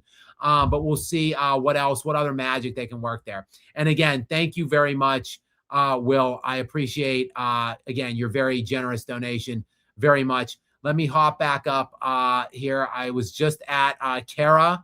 Again, shout out to you in Turkey, Kara. I appreciate it. And then Wolfsbane, what's up, brother? Welcome in. I think I got a text from you as well, but I was feverishly and frantically working on setting up my live stream here to come on and break this down, unpack it. So apologies, my friend. I'll text you when I get off. But Wolfsbane says, I like Kings giving Devin Carter and second round pick to Atlanta. I kind of like what Atlanta's been doing this offseason. And look, Wolfsbane, I say the Lakers should throw a max offer at Jalen Duren. I think the Hawks should throw a max offer at Jalen Duren too. Let's just get a bidding war going. Look, all the teams in the NBA can only offer Duren so much other than the Detroit Pistons. They can offer him the most because they can throw a fifth year in there. I think it's an extra $50 million or something like that. So no small amount for a guy that hasn't made any money yet, relatively speaking, at the NBA level. So I think he would take the money from the Detroit Pistons if they offered it. I don't know that they will. So if they don't, if I'm the Lakers and if I'm the Hawks, I'm going to throw a max offer at Duren, and then it's up to him to decide where he wants to be, whether it is in LA or whether it might be in Atlanta, the lesser of the two conferences where they might have a cleaner pathway. The lights, of course, will be brighter in Los Angeles, in Tinseltown. But of course, I think so will the amount of press, the amount of credit, the amount of praise that Duren might be able to receive, obviously on a team led by Luka Doncic. So who knows, all things that Duren will have to factor in. I think ultimately I like Jalen Duren a lot as a player, but I think he's more concerned about the money right now than winning. So he's going to go to the highest bidder, essentially. And if I were the Lakers or the Hawks, I would try my damnedest to make sure I was that. We've got Isaac Drum 8009 is in next. What's up, Isaac? Welcome into you. Thank you very much for your very kind and generous donation. I appreciate you, my friend. Gary, what is the question or comment that Isaac has for us to accompany this generous donation? LeBron telling Lakers he plans on playing elsewhere is equivalent to quitting before getting fired. Wouldn't it be interesting if the Lakers win chip without him in the next couple of years or just don't get swept in the second round? Damn it, you're firing me. You can't fire me. I quit. That's basically what's going on right now in Lakerland. Although, again, I will restate, there are reports from Brian Windy Windhorst in between whatever meal of chicken nuggets that guy's scarfing down. He broke the reports that the Lakers have been trying for weeks to get in touch with LeBron and his representation to discuss the potential of some kind of a contract offer, extension, whatever. So LeBron, though, again, according to Windy, LeBron, quote, did not make himself available. So you have the ability to negotiate with your free agents on your teams. I know free agency doesn't start till tonight, June 30th at 6 p.m. We're about 3.5 hours away to where other teams can negotiate with free agents. But if you have the free agent on your roster already, you can start negotiating with them as soon as the NBA finals end. So that's why Austin Reeves never hit free agency, despite the fact he declined his player option just like LeBron James did. We've seen other players. Kobe White is another one in Charlotte. He was a free agent. He didn't hit free agency because he has signed an extension. So the Lakers had the ability to start negotiating with LeBron James on June 13th or June 14th, which was the day after the NBA Finals ended. It is June 30th. And LeBron has not made himself available to have any conversations with the Lakers. That's on LeBron. So yes, I do believe full-heartedly the Lakers didn't want him back last year, and they didn't want him back this upcoming season either. They didn't want him, but they were willing to bite the bullet and honor LeBron, give him his respect for what he did for them in bringing them that one championship. So I think they would have wrote it out, grinned and bared it, bit the bullet, whatever you want to call it, for the next year or two with LeBron making $10, $15, $17 million a year. But he just didn't want to be a part of that. So he never made himself available. He never had the conversations with LA. And now he is seemingly on his way to the Golden Girl Warriors. The Golden Girl Warriors in the Bay Area will welcome LeBron, obviously, with arms wide open. Of course, Draymond Green and Steph Curry, who have been recruiting this guy for weeks now behind the scenes. Isun Min is in next. What's up, Isun? Oh, wait, actually, let me just finish this one, Isaac. I am now rooting for the Lakers. I go into every season rooting against teams more than I root for them. Like, I don't want LeBron to win another ring. I don't want Steph to win another ring. That's easy. That consolidates them on one team. I don't want the Thunder to win any more rings. So that's basically, those are the only two teams I am definitively rooting against. Now, then after that, I'm rooting for Nikola Jokic and the Nuggets. Now I'm going to add the Heat on because I like Giannis, and I'm going to add the Lake Show on because the better the Lakers do now in the aftermath without LeBron James, the more pitiful LeBron James looks. So yes, I'm with you there as well, Isaac. Let's go Lake Show. And then Isun Min is back in. What's up, Isun Min? Welcome in, another regular. Thank you guys so much. Obviously, the roughly 1,000 people that are still here as we approach the 2-hour mark, you guys clearly have your notifications turned on, and I appreciate it because you find me all the time whenever I come on. So I appreciate that. If you guys do not have them on, please click that notification bell at this time. Gary, go ahead and read the question or comment from Isun Min for us. Definition: intangible, adjective that which can't be touched, which doesn't exist. Analytically, adverb, that based on rational analysis, reason, facts. Yes, there are some things that advanced analytics and made up acronyms, and for that matter, box scores and standard lines and statistics, there are some things that can't measure the nature of a player, the heart, the will, the determination, the competitiveness, the drive to win, the things they do in clutch time, the ways they operate, the way they either rise or fall. There are things that aren't measured by numbers in sport that they never have been able to, and they never will be able to. For that, you just have to watch. You just have to feel. And LeBron James always was devoid of those intangibles, in my estimation. Those are the things. Those are the stuff that LeBron James just didn't get. He got a lot of things from the hand of God when he was born, right? He got to be 6'9", 265 pounds, with like a 45-inch vertical leap and probably like a sub-4, 440. And if he's doing it naturally, unbelievable amounts of durability. But the stuff that he didn't get, the in between the ear parts, the clutch nature, right? Those are the things that have escaped LeBron seemingly for his entire career. And he's never really has been able to cultivate those things in now a 24-year career at the NBA level and counting. So I don't think, again, he's going to do much. I've been making fun of the move all day. The Golden State Warriors, Steph Curry going to be 39 in March. He played 43 games last year.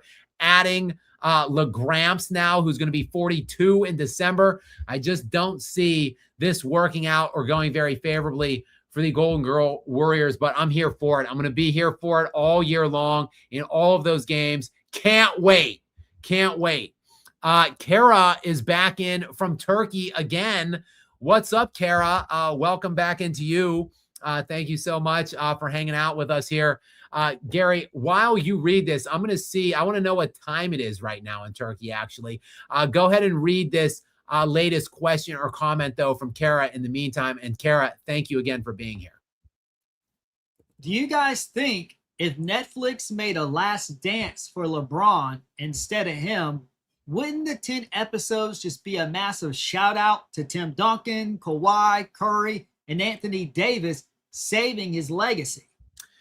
Well, and by the way, it is 9:30. We are approaching 9:30 in Turkey right now. So it's not crazy late. It's only 9:30 p.m. So thanks for hanging with us here, Kara. I appreciate it. And actually, I'm glad you mentioned it, Kara. There is actually a last series featuring LeBron James, a last series docuseries event on my channel right now. I believe there is 6 entries. The most recent entry made this very year called The Last Sweep. The first one was called The Last Choke. It is one of my more famous videos on my channel. Specifically, it's got about 400,000 views right now, I think, maybe a little more. It was like my first big video back 3 years ago. It was in response to them getting swept out of the 2023 Western Conference Finals by Nikola Jokic and company. So you should check out my now 6 videos in the last series. And hell, I might have to light up another one. I might have to make another last entry here if I can squeeze it in either today or tomorrow. And I think what I might be doing, Kara and Gary and people that are still on, I might just build all of them together. I might put all of those videos in one like master video, which would be like, I don't know, like an hour or something, maybe not even. Some of them are short. The longest one's like 13. The shortest one, which is the last flop, is like 4.5, 5 minutes. So it might only be like a smooth 30, 40-minute watch, but I might put that in honor of LaFake GOAT heading to his 4th team now of his career, of his illustrious 24-year NBA career. I might just put that master cut out, that super cut of the last series sometime tomorrow or the next day. But in the meantime, there will be videos. I'm going to do a video talking about LeBron's total LA tenure and maybe another last entry in as well. So keep your eyes out for that, guys. Yes, definitely do that. That's what I did with all those comments. I had made like in 2024 during that Fiona Harvey fiasco. I was making all these videos with the comments, and then I put them all together on one video to make one 4-hour video.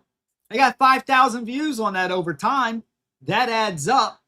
So if you do that with your LeBron, it's shorter. It's only less than 1 hour, and You've got it all right there in rapid fire. And you're going to draw people who may not have seen your channel yet. So you're going to draw new viewers. So definitely do that. Yes, I will be working on that. It's going to be a busy week, obviously. The free agent the NBA free agent time where we're waiting on the moratorium to lift is always a frenetic, juicy, dare I even say, sexy time in the NBA. The hot stove is very hot, and there's lots to talk about. So this is usually there's like a deep sigh whenever the NBA finals end for like 2 weeks, and then it ramps back up for like another week or two, which is where we're at right now. But Kara, thank you. And yes, you're right. That would basically, if we did a docu LeBron series, if someone did a real docu LeBron series, though I think mine is as real as it gets, it would be primarily just showcasing other great players that got, like I said, fat on LeBron's watch. Again, people didn't eat ever on Michael Jordan's watch. When Mike got an all-star, when Mike got one all-star, nobody ate ever again. When he played and started in a full NBA season, there was anorexia was running rampant throughout the NBA amidst the superstars that played in the 90s.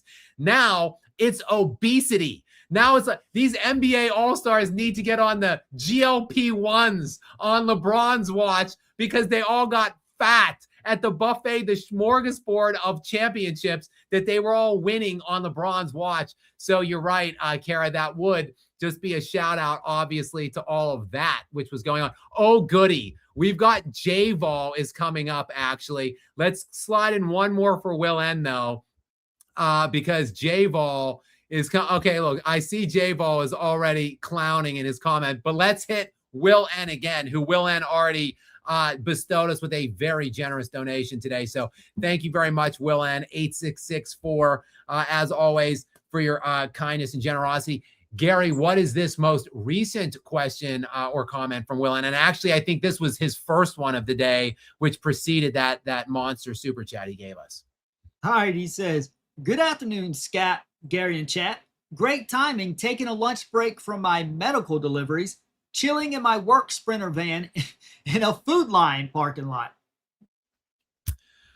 Well, that is lucky timing, obviously, Will. I'm glad. Hopefully, if you're doing your medical deliveries, hopefully you've just had, I should be on the radio. I feel like I should have some kind of a nationally syndicated radio show, but this is the technology age, so I guess YouTube is as good as any platform. So hopefully, Will N, I've been able to keep you company on your drive through your workday, delivering medical, I almost said medical devices, but whatever the medical deliveries were. Thank you very much for taking the time to not only tune in while you're at work, driving around, making deliveries, but also to be dropping these very generous donations as well. Will, you are a real one. I appreciate you, my friend. Thank you so much. And hopefully, it's 2:30. You might, depending on where you're at, your workday might still be going. So hopefully I can help make your workday just a teensy bit better. And hopefully you'll be off soon and you can celebrate accordingly this great news that we've got really all around the NBA circle, that LeBron James is out of LA and going to what promises to be an even funnier kind of train wreck in Golden State. Is my expectation that announcement will be forthcoming as well sometime later today. All right, let's bring in J-Vol. Real quick. Jay, I wanted to put a link to your last series. I put it in the chat, so you guys check that out. So I just linked it up. All right, let's get back to our friend J-Vol. Yeah, let's get back to J-Vol, Gary. He's obviously capping, as he would say, as the young kids say, whatever, the Gen whatever he is, A or Z or whatever the hell it is now at this point. J-Vol is not 65. He was born, I don't even know exactly how old or young he may be. All I know is he said he was born after LeBron was drafted. So we know he was born in like 05 or later. So J-Vol is not 65. Maybe I'm mixing that up. Maybe he was born after Kobe won his first ring. So either way, J-Vol was born in the 2000s. So he's either teenage year or somewhere in his mid-20s-ish. So J-Vol is capping. He ain't 65, but go ahead, Gary. Read the rest of He's like J-Vol's 20. He's got his picture here. He's like 20. Yeah, he looks a little older than a teenager, like a very young 20. All right, he says, hello, Skap. I am 65 years old, and I don't think LeBron James is a top 30 player of all time. He wouldn't stand a chance against Tommy Tough Knuckles during his heyday with the Minneapolis Lakers.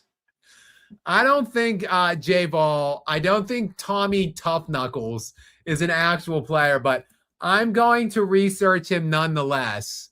Oh gosh, I can't believe it's a slang term and comical caricature used to mock someone who acts overly aggressive, tries too hard to look tough, or boasts about being a tough guy. So yes, Tommy Tough Knuckles. It actually came up on a search, and I was like, shit, was he actually a player? No, Tommy Tough Knuckles was not on the Minneapolis Lakers. J-Ball, I know you're like 20 years old, so maybe you don't know. But the Minneapolis Lakers were the first real NBA dynasty that happened before the Lakers even moved from Minneapolis to Los Angeles. So George Mikan was actually the dynastic great, the dynastic big on the Minneapolis Lakers at the time. And quite frankly, J-Ball, let me just do this for you. Let me just search, because again, you're not 65. So let me try to impart a little bit of old head wisdom on you, if I may. Let's look up all-time NBA career box plus minus playoff leaders, shall we? Michael Jordan is number 1. Nikola Jokic is number 2. That's all-time in postseason history in BPM. Let me look up win share per 48. I'm going somewhere with this. Don't worry. Just indulge me here. The win share per 48 leaders. Yes. Okay. I found it. I knew it was one of the two. J-Ball, win share per 48 postseason all-time leaders, NBA history. Michael Jordan, number 1, George Mikan, number 2. So above LeBron James still. So LeBron, not top 3 in either of those things. So J-Ball, not Tommy Tough Knuckles, but maybe George Mikan. Maybe LeBron James wouldn't stand a chance against George Mikan from the Minneapolis Lakers. Anyway, J-Ball, I know you, kid. I know you go draw upon sarcasm and hyperbole here in this post. Nonetheless, I appreciate you being here today on this great day. J-Ball, I actually would. I'm not asking you for another super chat. And I don't know if we do have a couple. We have a lot more to go, but J-Ball, maybe if you're still here, you sent that an hour ago. Gary, keep an eye on the live chat if you don't mind. And J-Ball, I'm directing you over there. What are your thoughts on this? Are you excited about the move? Did you want LeBron to stay with Los Angeles? Did you want him to head back to Cleveland? You, J-Ball, being a preeminent, I almost called you a jock sniffer. I won't do that because you're on here. You've taken the time. You are a LeBron advocate, enthusiast, and a LeBron truther. He is your GOAT. So I'm interested to know, do you like this pair up with his principal adversary from his peak time in Steph Curry? I'm interested to know, what say you on that front? Gary, keep an eye, if you don't mind, for that, his response there, and I will read these next couple ones now. But J-Ball, thank you. He is, of course, in my opinion, top 30. I think he's right around 10th. I think he will be out of the 10 spot before long. I think within the next at least 5 years or so, he will not be top 10 anymore on my personal list. But hell, to each their own. Different strokes for different folks, as they say, J-Ball. I'm going to read these next couple while Gary, if you're still on, J-Ball, let Gary know on the live chat, and Gary, let me know what J-Ball's take is, if he has one, if he's still here. Meanwhile, Sarah is in. What's up? Shout out, Sarah, to you. You know I love to see the ladies here on Skap Live. I almost said after dark. We are not after dark, though it is very dark where I'm coming from, 2:30, and we are just really inundated right now, entrenched, surrounded by storm clouds. My poor dog is panicked by it. So it's not, late out per se. It's not nighttime, but it is dark out. Thank you, though, Sarah. I appreciate you being here, as always. And Sarah says, a loser's losing 60% of their championship appearances have no business being inserted into Go Convos. No doubt about it, Sarah. Shout out, applause to you, and total and full agreement. You and I, obviously, I talked about it earlier. You can call a guy a loser. Like, again, people will say, oh, but Skappy's got 4 rings. Yeah. 4 rings, stack the decks, 4 opportune kind of runs for him, opportune situations with the exact hand-picked right players to win 4 times in a quarter of a century. Think about that. And he's lost 4 times out of 10. Or he's lost 6 times out of 10. That's a loser. That is the definition of a loser. So yes, to Sarah's point, we can call him a loser, and that does not put him into Go conversations. Gary, we do know one guy has him in Go conversations. That would be J-Vol. Did he have any feelings, any thoughts, any follow-up? Okay. So J-Vol might have, he might not be on anymore. So hopefully maybe he can catch up on this later on. J-Vol, let me know in the comment section. Once this goes and turns into a video from a live stream, you can let me know your thoughts, your take on if you like LeBron with the Golden Girl Warriors next year. Xavier DeGod, meanwhile, is in now. Welcome into you, Xavier. Thank you so much for being here. As always, you always typically are, so I appreciate that. My thoughts on LaMelo, Ja trades, and rumors Kawhi wants to go back to the Raptors and maybe LeBron, AD, Kawhi to the Warriors. Well, Xavier, if you were here earlier, you know that I hate basically all of the trades and all of the movement stuff that we've heard to this point. I don't like any of it for any of the teams involved. There is a lone exception. I like the LaMelo trade for the Hornets. So I hate it for the Timberwolves. I did a video on it. I hate it.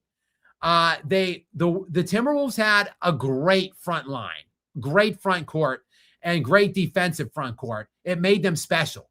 It made them a very difficult matchup for several teams around the NBA. And now they basically got rid of all those guys. They got rid of Karl Anthony Towns. Now they bring back in Julius Randle, though, but then they just got rid of Julius Randle in a salary dump. They then trade Naz Reid for LaMelo Ball, and now they're left with just simply Rudy Gobert, and that's it. They've got nothing else. They have practically no other bigs on that lineup, and they are capped to shit right now. So they have no flexibility to go out on the free agent market now and fill in those holes. And if they do, it's going to be scraps. It's going to be after all these other teams that need bigs with a hell of a lot more money to work with than them. So I disliked the Ja. Look, and I mentioned the Ja trade earlier as well. I like it only in the sense that they gave up nothing to get him. So, and I like it that Memphis gets him off their book. So I guess I do kind of like the Ja trade. I just don't like him. I don't like Morant, and I don't think he's a good fit with Portland, but they got him for nothing. They got him for as low as you can get him. So not as terrible as the LaMelo Ball trade is to me. I like it, though, for the Charlotte Hornets because you get off LaMelo, who barely plays. He's played in like 50% of the games that he's been available to play in his career. So you get him off the books, and you re-up Kobe White at a fraction of what you were paying LaMelo Ball. Yes, he's not the same player as LaMelo Ball, but you save money overall on the transaction. You bring in Naz Reid, which was a glaring hole for the Charlotte Hornets. I think he's going to be a really good player now that he's going to be getting 35, 36 minutes. Look, we've only seen him off the bench. So now his per 36 last year was like 20 and 11. So he's going to be probably playing 35, 36 minutes a game now this year. So I like him to average, a 20-point double-double and be a really good defensive big for them. So I like it. And they've got a ton of cap space now to go out and make other moves. I would look, Marcus Smart has declined the player option with the Lakers. He was set to make $5 million this year. He made $5 million last year. He's going to be a popular guy, I think, in free agency.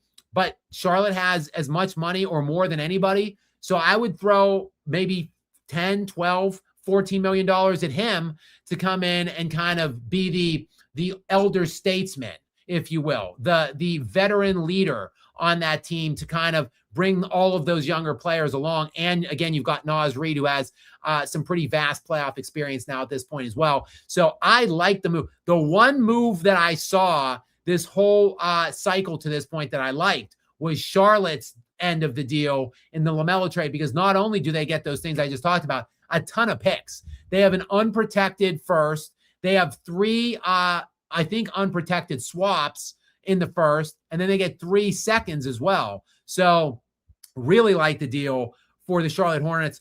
Kawhi going to the Raptors. Look, I love my main man, Darko Rajakovic, the head coach of the Toronto Raptors. It's a complete crap. Love that guy. So I'm rooting for him. And I think Kawhi to the Raptors, depending on what they give up, makes them better, more of a factor in the Eastern Conference. But to what level? I think the Knicks and Boston really are the 2 teams to beat in that conference. You get Cleveland lingering around there. Maybe we'll see what Orlando does. They might be able to improve their standing.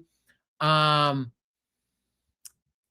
then there's, some teams at the bottom, maybe Philly, depending on what they do with health. Indiana's going to be back. They'll be better.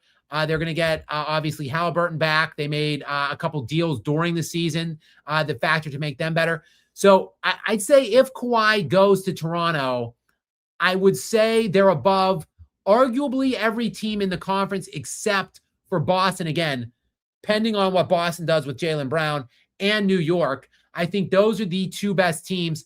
Detroit won 62 games out last year, so they must be mentioned. They've got some things to decide upon this offseason as well, namely Jalen Duren and Asar Thompson. How much money are they going to give those guys?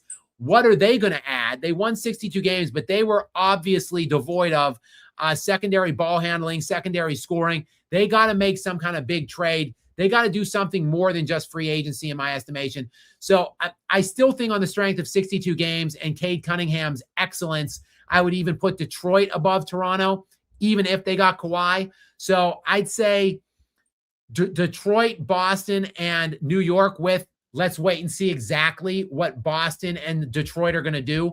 And maybe Toronto can shuffle their way up a little bit in the standings. But it's not a massive needle mover to me if Kawhi goes to Toronto. I guess I'd like to see Kawhi get out of LA, and hell, why not take him into the East? We could stand to lose one elite player in the Western Conference. So I think I overall would like to see the move. It wouldn't be like a crazy, mind-blowing move in my estimation. AD to the Lakers. I'm just working down Xavier to God's question here. AD to the Lakers would be hilarious to me. Absolutely and totally comical. I'm rooting for it full-heartedly. Please, God, yes. Mike Dunleavy Jr., if you can hear this, if you're watching, please do whatever it takes to bring in Anthony Davis to pair with LeBron James again in the Bay Area with Steph Curry and Draymond Green. That would be so utterly hilarious to me. And I would be, look, I'm already all here for it, for the LeBron move to Golden State, but I would be even more here for it if AD is going to join the mix as well. And there is still no confirmation. I continue to look. As long as I'm on air here with you guys, I will follow it and keep you guys abreast of it, of where and if there is a destination that is cited. I'm not expecting or anticipating one till probably about 3 hours from now on the East Coast when free agency officially opens up. And then, of course, it can't become official until like the 7th or the 8th when the moratorium is lifted. But we'll see. AD is not a free agent, so it will be a trade. And I hope that happens. I don't see Xavier. There's no way that the Warriors are going to be able to bring LeBron, AD, and Kawhi. I think plan one is probably Kawhi first. I don't think that's going to happen. There's been no advanced talks. All indications are Toronto. So I think if some other big name is going to join LeBron there, it's going to be Bronny. No, I'm kidding. It's going to be Anthony Davis, obviously, if some other big name is to join up. So good question there, Xavier. Go ahead, Gary. Just to clarify, Monday at 12:01 p.m., July 6th, that is when teams can officially sign. Okay, so the moratorium ends officially on July 6th. Okay, so we get literally it's a full week, essentially. 6 days in July, 1 day here, half day, whatever. A couple hours in the 30th of June. So yeah, we will just wait and bide our time till things can become officially official. Of course, we hear about all these different stories and news tidbits leaking out and stuff. So and like we have with LeBron today, we will continue to hear about those things moving forward. And of course, there is no timeline or whatever on trades. So Anthony Davis, if he's going to be moved from Washington to somewhere, not necessarily Golden State, but anywhere, I honestly, look, as crazy as this sounds, because I don't want to give him 4 years. I was going to say the Lakers, if they don't get Jalen Duren, should entertain an Anthony Davis return, but I don't want to. I want no part. He'll be 34 in March. 4 years. I don't want to give this guy 4 years, $250 million, whatever his max designation is. So I don't know who the hell is going to trade for Anthony Davis that's going to want to give him that kind of an extension. But guys, just make sure you're subscribed with notifications on, and you will find out as I find out. I'll either be doing videos or coming on live to talk about it. In the meantime, we'll continue with some of your questions and comments. We've got Mark Book is in next. What's up? Or I should say, welcome back, Mark. Again, another regular contributor here. Thank you very much for being with us. And yes, I echo your sentiments. Celebrations in LA tonight. Yes. Look, we just saw New York celebrating. They had their big championship day parade. Will there be a parade in Los Angeles tonight? Will the fans hit the streets? Will they be turning cop cars over, burning things? What can we expect the show of celebration to be in the City of the Angels tonight, now that LeBron James has officially flown the coop? Again, free at last, free at last. Good riddance to bad rubbish, and good luck to you, Golden State. Next, we've got Derek 8 is in. I believe it's Derek or D. I think it's Derek 8. Thank you very much. Welcome in. I appreciate it. Going to Blaze Pizza to celebrate where he first screwed over Lakers fans in July 2018. That sounds nice. That sounds like a nice idea. Maybe I'll get pizza to celebrate tonight. I'm planning like a challenge, a not fitness challenge, because I challenge myself every day from a fitness standpoint, but I'm planning a dietary nutrition. I don't really need a diet, but like a nutrition challenge beginning July 1 and running to like the last day in August. So maybe I will treat myself in this last day of June. I'll eat like a whole box of pizza tonight. It won't be from Blaze, but maybe I'll treat myself and celebrate this momentous event and an occasion here that LeBron is leaving town for the first time in 8 years. This guy jumped all over the NBA like every 4 years, basically. It's been a while since we've seen him. He's been static for 8 years, and I know it's been about 6 to 8 years too long, probably, for most real Laker fans out there. We've got Xavier DeGod, meanwhile, coming back in. AD deserves his jersey up for LA before LA41. Yeah, I can get in line with that. I mean, they wouldn't have the championship if AD didn't join. That's for damn sure. And AD is the one that had to force his way out of town on his own team. LeBron just made it so in free agency. And of course, AD then got backstabbed on his way out of town. Like they just, threw him away like a piece of rubbish, which of course anyone likely would have to be able to bring on Luka Doncic. But still, nonetheless, that just goes to show you there is no such thing as loyalty in sports. So yeah, I can get in line with AD getting his jersey in the stands before LeBron. And at the very least, in tandem with LeBron. I don't think LeBron should get a jersey in the stands and AD is left out in the dark. Like if you give LeBron the jersey retirement, you got to do the same, in my opinion, for Anthony Davis.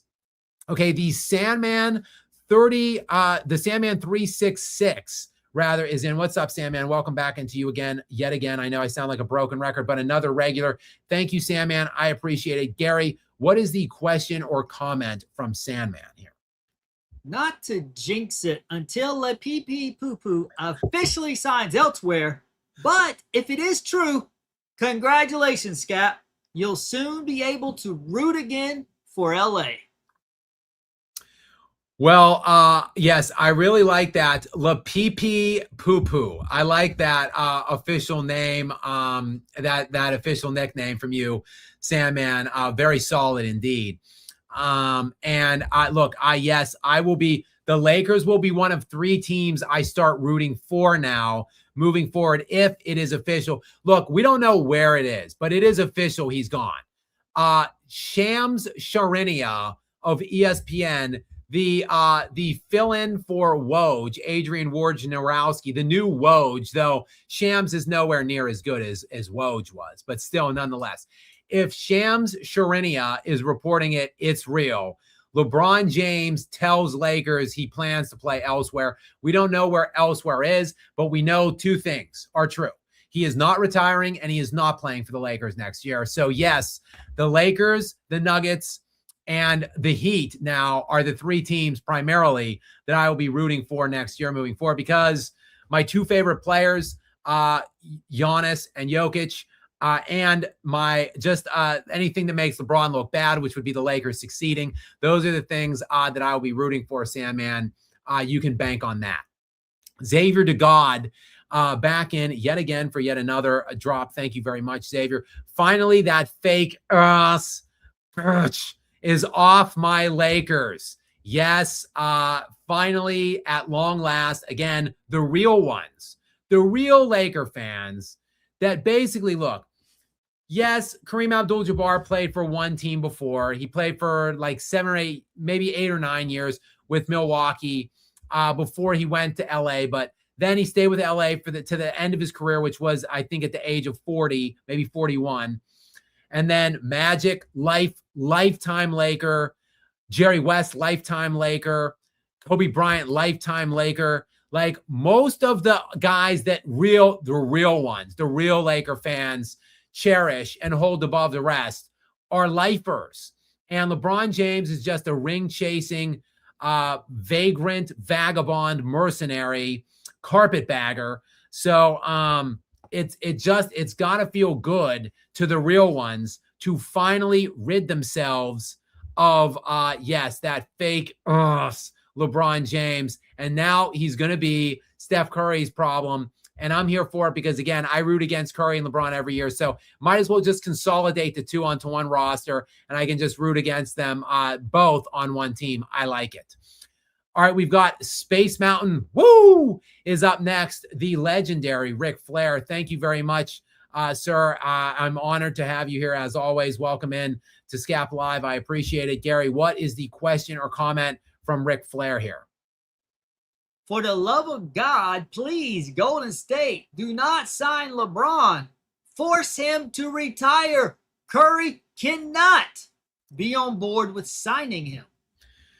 Well, Mr. Flair, unfortunately, respectfully, your guy, little Stephen Curry, has been recruiting this guy since like 2024. So it's been a 3-year recruitment process that Steph has been giving him the full court Kevin Durant press and begging him to come to town. So finally, LeBron James will acquiesce and will join up with Steph Curry. Look, truth be told, guys, those of you that know me, know my brand, know my content, know that I'm not very big on Steph Curry either. And ultimately, look, I think these 2 should be happy with each other. Steph, LeBron, Dre, and company, whoever else, whether it's Butler or Anthony Davis, ultimately, whichever one of the 2 they ultimately decide to move forward with. Good. I'll just root against all of them on one team. That's fine for me. So, yes, Mr. Flair, unfortunately, it is true. Little Stephen has been recruiting LeBron for 3 years. It looks bad for both of them, in my opinion. Steph will get a pass like he always does. KD gets crushed and destroyed for going there, and Curry never gets any criticism at all for recruiting him there. And the same will be true here of LeBron James, and Curry will get the pass as well this time. I don't agree with it. I think Curry deserves as much criticism as LeBron or as Durant did in facilitating those moves. And unfortunately for you, Rick, It's going to happen. I will be shocked if it's some other team other than Golden State. I will be shocked. And I think we'll find out sometime. I think we're going to find out today. And Windy, another report that he authored today was that the Golden State Warriors were planning, or their goal was to sign him by tonight. So I think we will end up finding out sooner rather than later. All right, Karthik Shankar 1 joins us next. Has the most important question been answered? Where is Bronny taking his talents to? Karthik, welcome in, my friend. Thank you, as always, for being here. Yes, the question has been asked. No, the question hasn't been answered yet. As I sit here right now, at this point now, 3 p.m. Eastern Standard in the US of A, 2.5 hour mark of this live. Now, yes, Bronny is still at this very moment a member of the Lakers. That's because he has a full year left now, partially guaranteed contract this upcoming year, then a team option next year. So his rights will need to be renounced by the Lakers, or he will have to be traded to wherever it is LeBron is going. And since he can't officially make that announcement until 6 p.m. tonight, and he can't officially sign that contract till July 6th, we won't really know exactly where Bronny will be for a couple days. But like I said, by July 10th, I will be shocked if Bronny isn't wherever LeBron James is, which in my estimation is a slam dunk at this point that it will be the Golden State Warriors. But we will wait and see for a couple more hours to see if there is some kind of an official announcement to be made. We've got Kazda Kebaya, maybe. Kazda, I'm sorry, I destroyed this. Or wait. Gary, can you help me with this? Maybe it's Kaz. Yeah, Kazadai Kabeya. Kazadai Kabeya. Kaz, we are killing it. Not in a good way. I am crushing, destroying in a bad way your handle. I'm very sorry, Kaz, but thank you very much. Welcome in. I sure as hell appreciate you being here, and I definitely appreciate your kind donation. So sorry I couldn't get your handle better pronounced there. But Kaz, welcome in. Gary, what's the question or comment from Kaz? Skap, I am disappointed that you, of all people, making excuses for LeBron original sweep. I mean, Kaz, I don't think I ever make excuses for LeBron. Certainly not his first. Now wait, his original sweep would have been against the San Antonio Spurs in 2007, and quite to the contrary, I never make excuses for that sweep. I in fact always say that he should have at least gotten a couple games. He had the third net rated defense in the NBA that year. He was playing against the San Antonio Spurs team, which was held to 86 points per game, I think, in the 4-game series. So if LeBron didn't shoot 35% from the field and have more turnovers than his entire team combined otherwise, I think they could have been very competitive in that series. So Kaz, I certainly am not making excuses for LeBron's first sweep, nor am I making excuses for any of his sweeps up to and including this most recent sweep against the Oklahoma City Thunder in this postseason, though I certainly understand it more because I don't think the Lakers should have won that series. I do think they should not have been swept in that series, though, because me of all people, you're right. I am the last person to be making any excuses for LeBron. But Kaz, thank you very much for coming in. I do appreciate it. Will N is back again. Meanwhile, Will with a very prolific and a very generous day. Will, thank you so much. I appreciate it as always. Gary, can you read this latest question or comment from Will? When the Wizards play the Geriatric State Warriors in their first game of the season, Jimmy will get revenge with AJ and Ice Trey's help. Then he would yell out, AD over me? I would love to see it. Love to see it. I don't know. We'll see. There's a lot of speculation flying around Anthony Davis right now. Whether it's going to be to Golden State or not, I don't know. Whether it's going to be to Washington on an extension, I don't know. Or if some other team's going to trade for him, I think there's going to be a limited market. that are going to be interested in extending AD to a max contract extension as he sets to turn 34 in March. Doesn't sound like a very prudent investment to me, but we will wait and see. Obviously,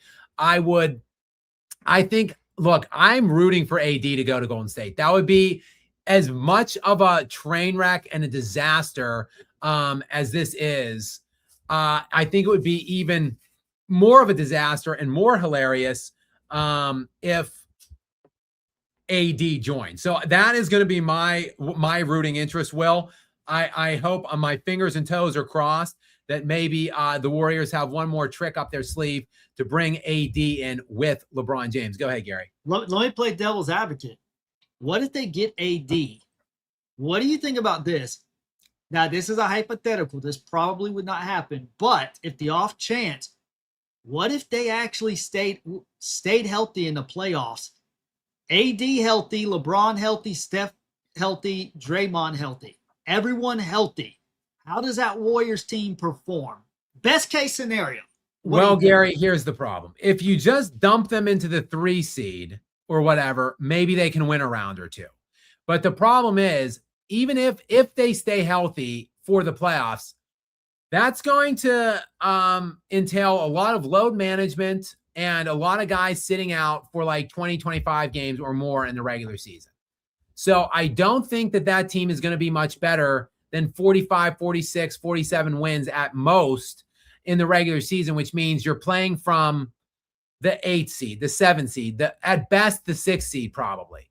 Now, Gary, if you play out of the 7 or 8 seed, that means you get the 1 or the 2. And that means that you get the Oklahoma City Thunder or the San Antonio Spurs.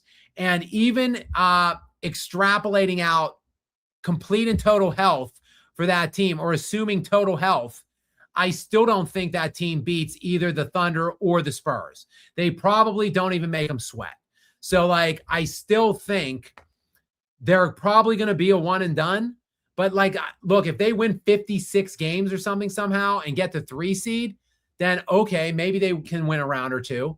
But otherwise, I don't see the story ending very well for the Cleveland Cavaliers. Or I'm sorry, the Golden State Warriors. I don't see it ending very well for the Cleveland Cavaliers either, with little game James Harden, which that extension, Gary, should be imminent at this point now that LeBron is likely not to sign with the Cleveland Cavaliers. Little game James has been negotiating with the Cavs for some kind of an extension, probably like 3-year, $105 million or something is my expectation, but we'll wait and see. He declined what was ultimately like a $48-ish million player option. But yeah, I don't see the story ending well for Cleveland or Golden State. Little game James in one place and the fraud King James in the other. But good question, Gary. We've got Cray97 is in next. What's up, Cray? Welcome into you. Laker fans should be so happy they are now free. Yes, it is. It is at the very least a local holiday now in Los Angeles. It is the time, the day, the moment they've all been waiting for. At long last, out from under the thumb of LeBron James. It is their time to rejoice now in the sun. Finally, at long last, it is going to be, I think, a celebratory atmosphere there tonight. Maybe again, we just saw the New York Knicks championship parade. So again, maybe we're going to be seeing the LeBron James departure parade. It is departure day today in Los Angeles. Oh, what a sweet day that it is. We've got Loco Motion 965 is up next. Go ahead, Gary, and read this latest question or comment. And thank you, Loco Motion, and welcome into you, by the way. I appreciate it. They just said something very similar to what I just said, ironically. Skap, you have to admit, LeBron, AD, Steph, Draymond, Pods, Porzingis would be a really fun watch if, to my point, if they can mostly stay healthy. Well, yes, they would be fun to watch for about 40 games together because, again, you can't assume health for these players at this point. You don't get healthier and more durable all of a sudden at 40. Like, it just, like what we see the last couple years is what we get. Like, Steph Curry played 43 games last year. He's going to be 39 next year. LeBron James played like 61 games last year. He's going to be 42 next year. Jimmy Butler, if he's still there, isn't going to play till at least after Christmas. If it's AD, the guy never plays. He never plays. Like, he's going to be 34 next year. And Anthony Davis, he'll be 34 next year. He's played 29 games the last 2 years. He's played 29. I'm sorry. I wasn't counting. He played 51 games and 20 games. That's 71 total games the last 2 years. Yes, he played 76 the year before that. Then the year before that, 56. The year before that, 40. The year before that, 36. The year before that, 62. The year before that, 56. He never plays. So, guys, Draymond Green is going to be 38 next year. Like, yes, if they could stay completely healthy and if they have their legs under them and stuff, but in order to get into a reasonable seed line in the postseason, these guys are going to have to strain themselves. They're going to have to aim for 65, 70 games. Then what kind of health and freshness are they going to have in the playoffs if they push that in the regular season? They're either going to hurt themselves or they're not, or they're going to be burned out by the playoffs. And if they don't do those things, then they're going to be in the 7 or 8 seed and they're going to lose in the first round. So, Locomotion, I just don't see a way this ends in any which way other than a first round exit in the Bay Area. But hell, I say it all the time. The great thing about sports is we're going to see. We're going to find out ultimately. And I will either be proven right or wrong at the end of the day. We've got Josh Locke, I think I'm going to, maybe, or Josh Loesch, maybe, 91.6. Either way, it's Josh. Thank you very much. I appreciate you coming in, Josh. And Josh thinks he wants to put money on me. He says, I'll put money on you against anybody in a debate. Josh, I appreciate that. I appreciate that vote of confidence. And, well, I have to say, I have to be honest. I try not to be like LeBron James and the King Narcissist, but I myself feel pretty good about me in a debate, specifically if I get the opportunity to prepare myself for it or plan for it. I would go in cold in a topic I know or a topic I understand. I would go cold. But if I have some time for prep or whatever, then obviously I like myself in almost in any topic against anybody, specifically any sports debate, though.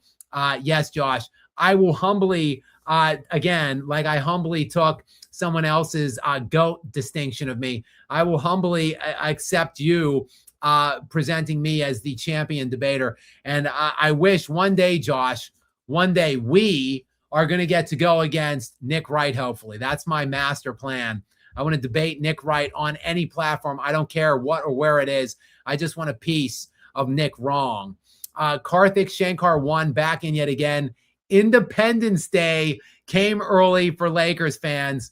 Right you are. Yep. Cue up the original Independence Day movie with young Will Smith. And, oh, man, why is his name? Jeff Goldblum. I almost drew a blank on Pittsburgh's own. I am from Pittsburgh. So is Jeff Goldblum. And I believe, I always confuse the names. Is it Bill Pullman or Bill Paxton? I think it's Bill Pullman, right, Gary? Pullman, yeah. Bill Pullman, who plays the president in that movie, Independence Day, the original. I think 96 was the release date on that one.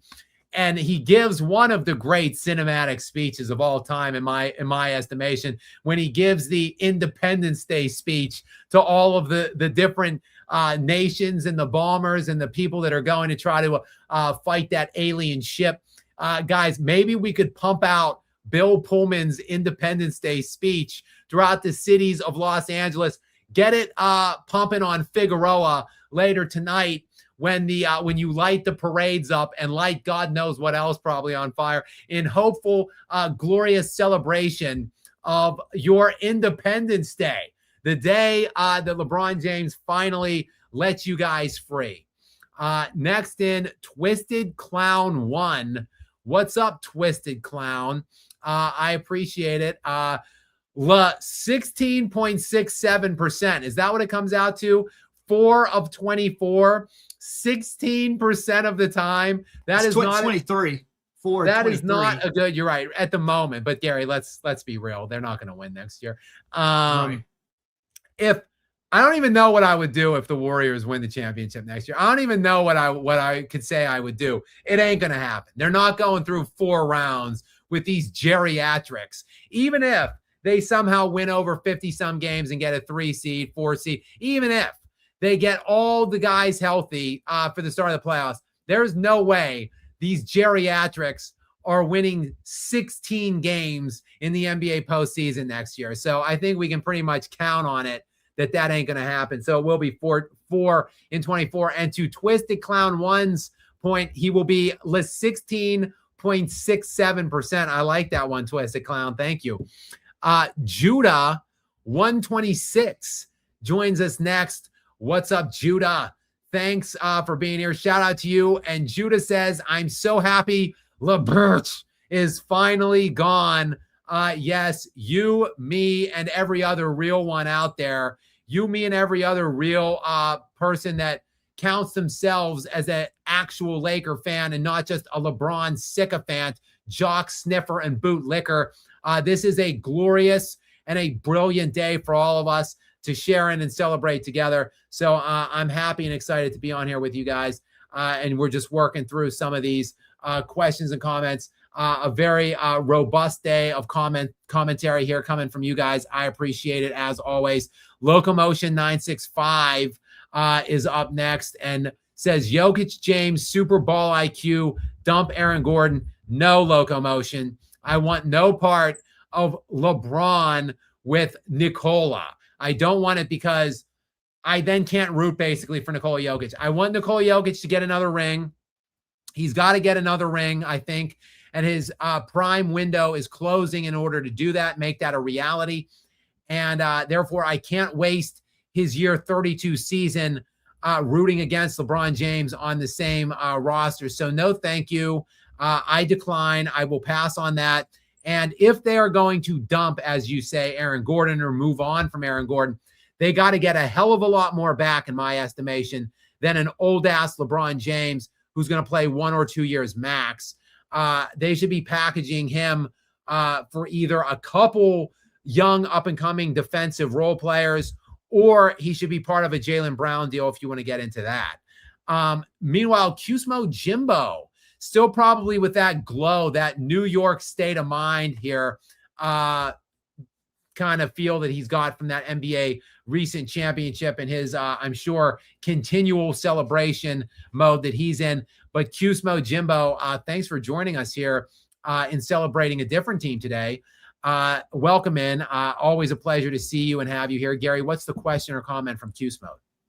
Along with this news, LeBron got viciously dissed by Drake on his new album, Iceman. Picture Kobe or Jordan ever being dissed by Jay-Z or Tupac. Never. Yeah, that's tough. That's a tough story for LeBron. It's been a tough couple weeks here, Gary. He his beard, all of his beard dye has grown out, so he's got like a white beard now. He's still bald. That hasn't changed. He gets dissed, viciously dissed, according to Kusmo Jimbo, on Drake's new album. I'll have to take his word for that because I don't know much about Drake. And now shuffled out of town swiftly. Obviously, yes, it was a you can't fire me, I quit moment where LeBron kind of jumped the gun and he made his own decision, I guess, to save face. But let's call an ace an ace. The Lakers didn't want this guy for at least 2 years now. They're ready to move on to the Luka Doncic era. So yeah, it's a tough couple weeks here, tough few months here at Cuse Mode for LeBron. And I, for one, love to see it. Love to see it. In the words of the late Jim Irsay Jr., love to see it. Love to see it. Meanwhile, we've got MJK Balday. I think I did okay with that. MJK Balday. What's up, MJ? Welcome into you. Thanks for being here. Another celebrating Laker fan here in the midst joins us here. So happy, finally can enjoy watching my Lakers again. The evil has left our team. MJ, shout out to you. Congratulations to you. Shout out to all of the suffering, starving Laker fans, starving to root for their team again. Shout out and congratulations. You deserve this. Lakers, this is for you. Finally, this day, this has been long awaited, 8 years in coming, finally is here. So kudos to you, MJK, and all of you Laker fans, the real ones out there today. Amazing 78775 joins us next. What's up, Amazing? Welcome in. I'll turn this one over to Gary. Save my voice a little bit as we are now going on the 3-hour mark. I sure would like to make a video about all of this, but first I must address all of these questions or comments, of which we still have a good amount left to do. So, Gary, what's this next one from Amazing say? Hi, Skap. With time, will a fraud be exposed as a stat padding super team chaser? And will Kobe's legacy be exalted with context and the era he played in? Well, Amazing, if I have any say in it, yes, yes, and yes. I will be continuing to do my work now to expose, I should say, the LeBron mythos, the fake LeBron lies, which have been peddled far too commonly to all of us over the last 10, 15 years or so. I will continue to do my small part in disbanding, breaking apart, and rejecting those lies, while, yes, the other big element of me or my brand, my channel, is uplifting Kobe Bryant and trying to restore his great legacy back to what it should be, which is, to me, GOAT 2. Behind him and MJ up on the pedestal, him and Mike Jordan, GOAT Mike, 1 and 2 on my all-time list. So if I have any say in it, yes, Amazing.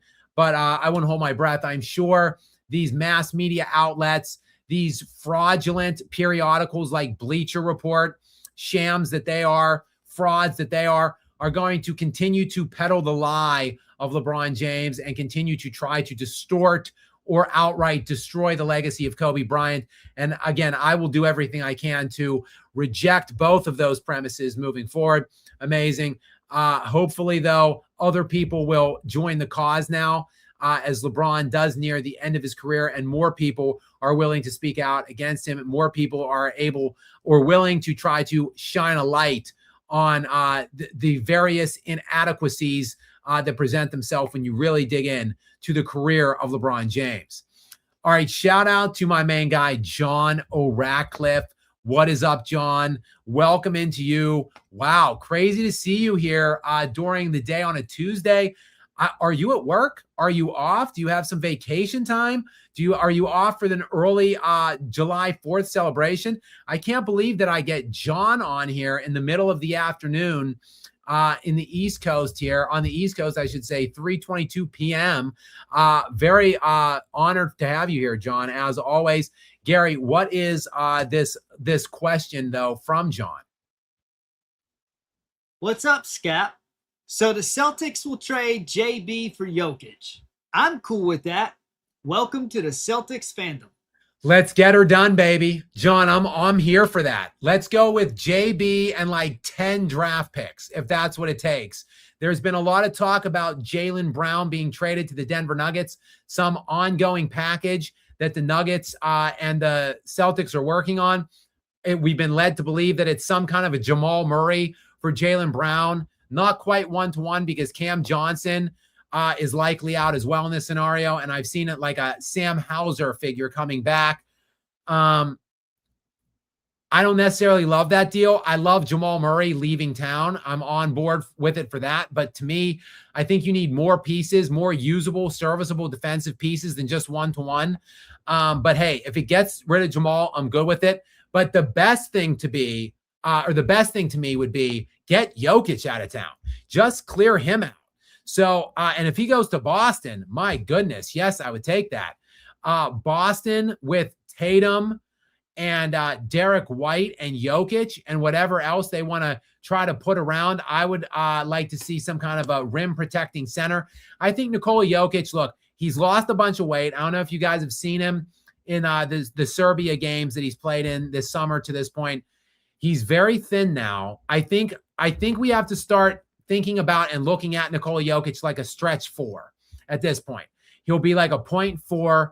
He could facilitate, he could score, he could do all those things. If you move him, though, to the 4 spot, you take away, and he's good on ball. I really do believe Jokic is a very serviceable on-ball defender and away from the basket, and he's good navigating screens and picks and stuff. The one thing he's lousy at is rim protection, rim defense. So take that off his plate. So I think I think we're just spitballing and just hoping and talking about shit that's not going to happen. But if he goes to Boston, it's a great fit for him. And I think I would like to see a big 5 come in to play opposite and in tandem with Jokic to take away his responsibilities defending the rim. So, John, I don't think it's going to happen. I would love it. Love to see it.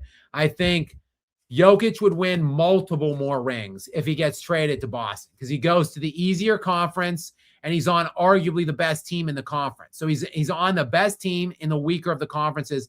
I think he then becomes a slam dunk top 10 all-time player. So I am with you, John.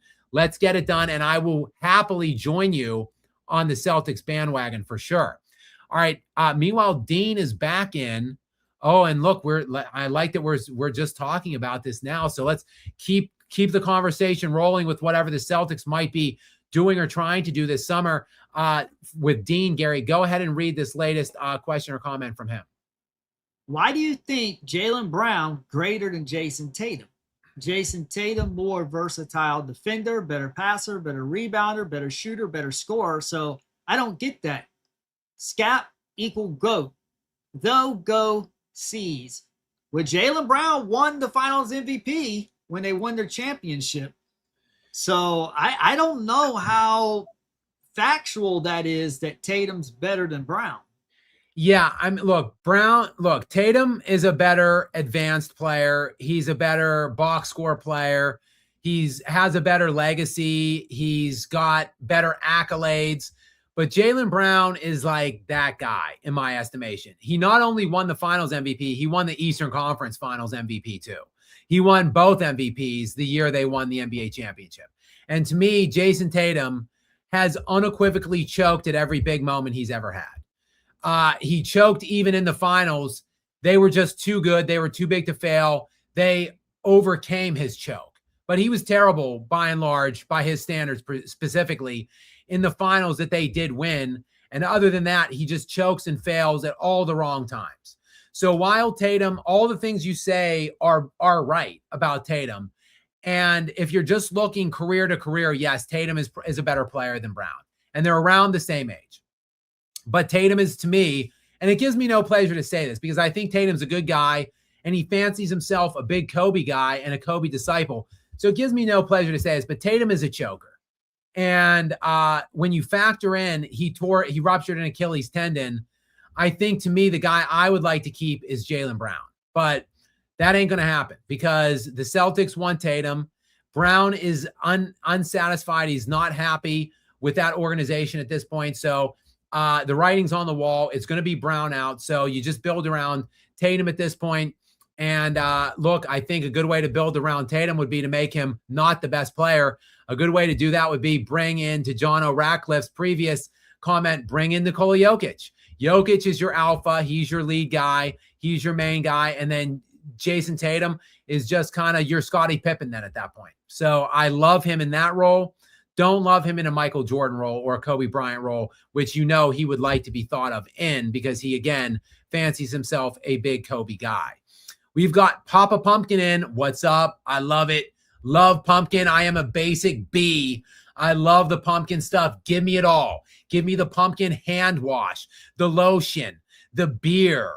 Give it. I want it all. The scents, the lotions and potions, whatever has pumpkin in it. Give me the pumpkin pie, the pumpkin cookies. I love pumpkin. The pumpkin Dr. Squatch soap, which Gary is just holding up. Gary, yes, I've had that pumpkin soap. I love it. Whenever it's time for them to put that seasonal soap back out, I'll get it again. Yes, Dr. Squatch pumpkin soap. I want it all. I love it. I'm a basic B, therefore I love Papa Pumpkin. Love the handle. LeBron's doc should be called The Last Dunce. I like that. The LeBron James docuseries, The Last Dunce. It does have a nice little ring to it. And he's not a king after all. He's a court jester. So Papa Pumpkin, I like that. I'll keep it in mind whenever Netflix commissions me and gives me the rights to do the official LeBron James docuseries for them. I will keep The Last Dunce and you in mind for that. I appreciate it. We've got Play KL1IQ. What's up, player? Welcome in, my friend. I appreciate it. Thanks for being here. Gary, what does Play have for us in terms of a question or comment? Cam trade is crazy since AG in 2021, one of the only players to have a net positive rating without Jokic, and he mainly played with the bench. Slow start. Cam Johnson has to be retained by the Nuggets. If I'm Nikola Jokic and that max offer sheet's on the table, I'm going to say, I don't care what you do. Find a way. Bring back Cam and Peyton Watson. Those are the two must-haves. If I see Cam Johnson's salary dumped, I'm done. I'm out. I'll play next year. You could try to quietly trade me now or sometime during the season. I am declining that player option, and I am not re-signing with you if you salary dump Cam Johnson. That is how strongly I would feel about him if I were Nikola Jokic. That's how strongly I feel about Cameron Johnson right now, at me sitting here right now. To me, he is the second or third best player on the team. He profiled as the third best player for the team last year. He was third best on-off last season for the year. He had the third best plus-minus for the season, and he missed like 30 games almost. He was a perfect fit. He's a great fit. And he was the only guy that showed up in that Game 6 elimination other than Jokic. When they lost on the road to Minnesota, Jokic had 28 points, 10 rebounds, 9 assists on 11 of 18 shooting. Nobody else, not a single heartbeat on that team. Jamal Murray shat himself as always. He was like 4 of 17 for 12 points. Aaron Gordon was on the bench in street clothes as always. Cam Johnson had 27 in that game on I think it was like 8 of 14 or something like that. 27 points. The only guy that showed with Jokic in that eliminator, and he was, you're right, without Jokic, he wasn't a Jokic merchant like Jamal Murray has been for most of his career. This guy was performing without Jokic. You're right, he had to integrate into a new system, and it was a slow integration at the beginning. Then he got hurt. He hyperextended his knee, missed like 25 games. So all things considered, Cam Johnson was fantastic last year for the Denver Nuggets. And there's no way this guy should be included in trade talks, specifically not if it's a pure freaking salary dump. Get the hell out of here. I am 100% with you, player. I am with you. There's 3 guys and only 3 guys I want on the Nuggets: Jokic, Watson, and Cam Johnson. Trade and blow the rest of it up. Get rid of everybody. Clean house, clean slate. Let's get just fresh, young defensive players in there and just build around Jokic and Peyton Watson and Cam Johnson offensively. And those 2 guys, by the way, Watson and Cam, are pretty good defensive players as well. That's the direction the Nuggets should be trying to move in this offseason. But again, they're idiots, so they probably won't. Oh, and I missed a generous donation here. I'm sorry. I'm glad I eventually did come to it. I'm sorry to make you wait. Marcelo Filho. We'll just go with Marcelo. I hate distorting and destroying these handles of these very generous donations. And Marcelo, I appreciate you very much for being here, for supporting us, and for your generosity. Gary, what is the question or comment that Marcelo is bringing us today?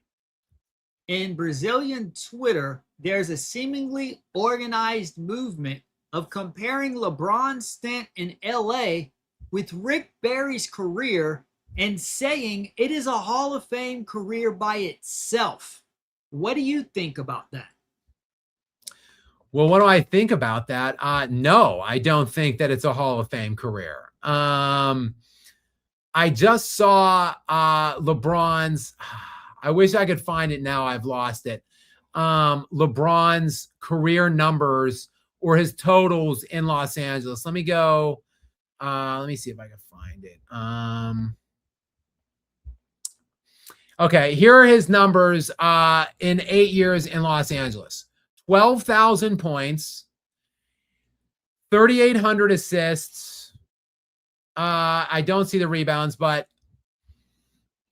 I mean, 12,000 points and 3,800 assists with a 32-31 playoff record.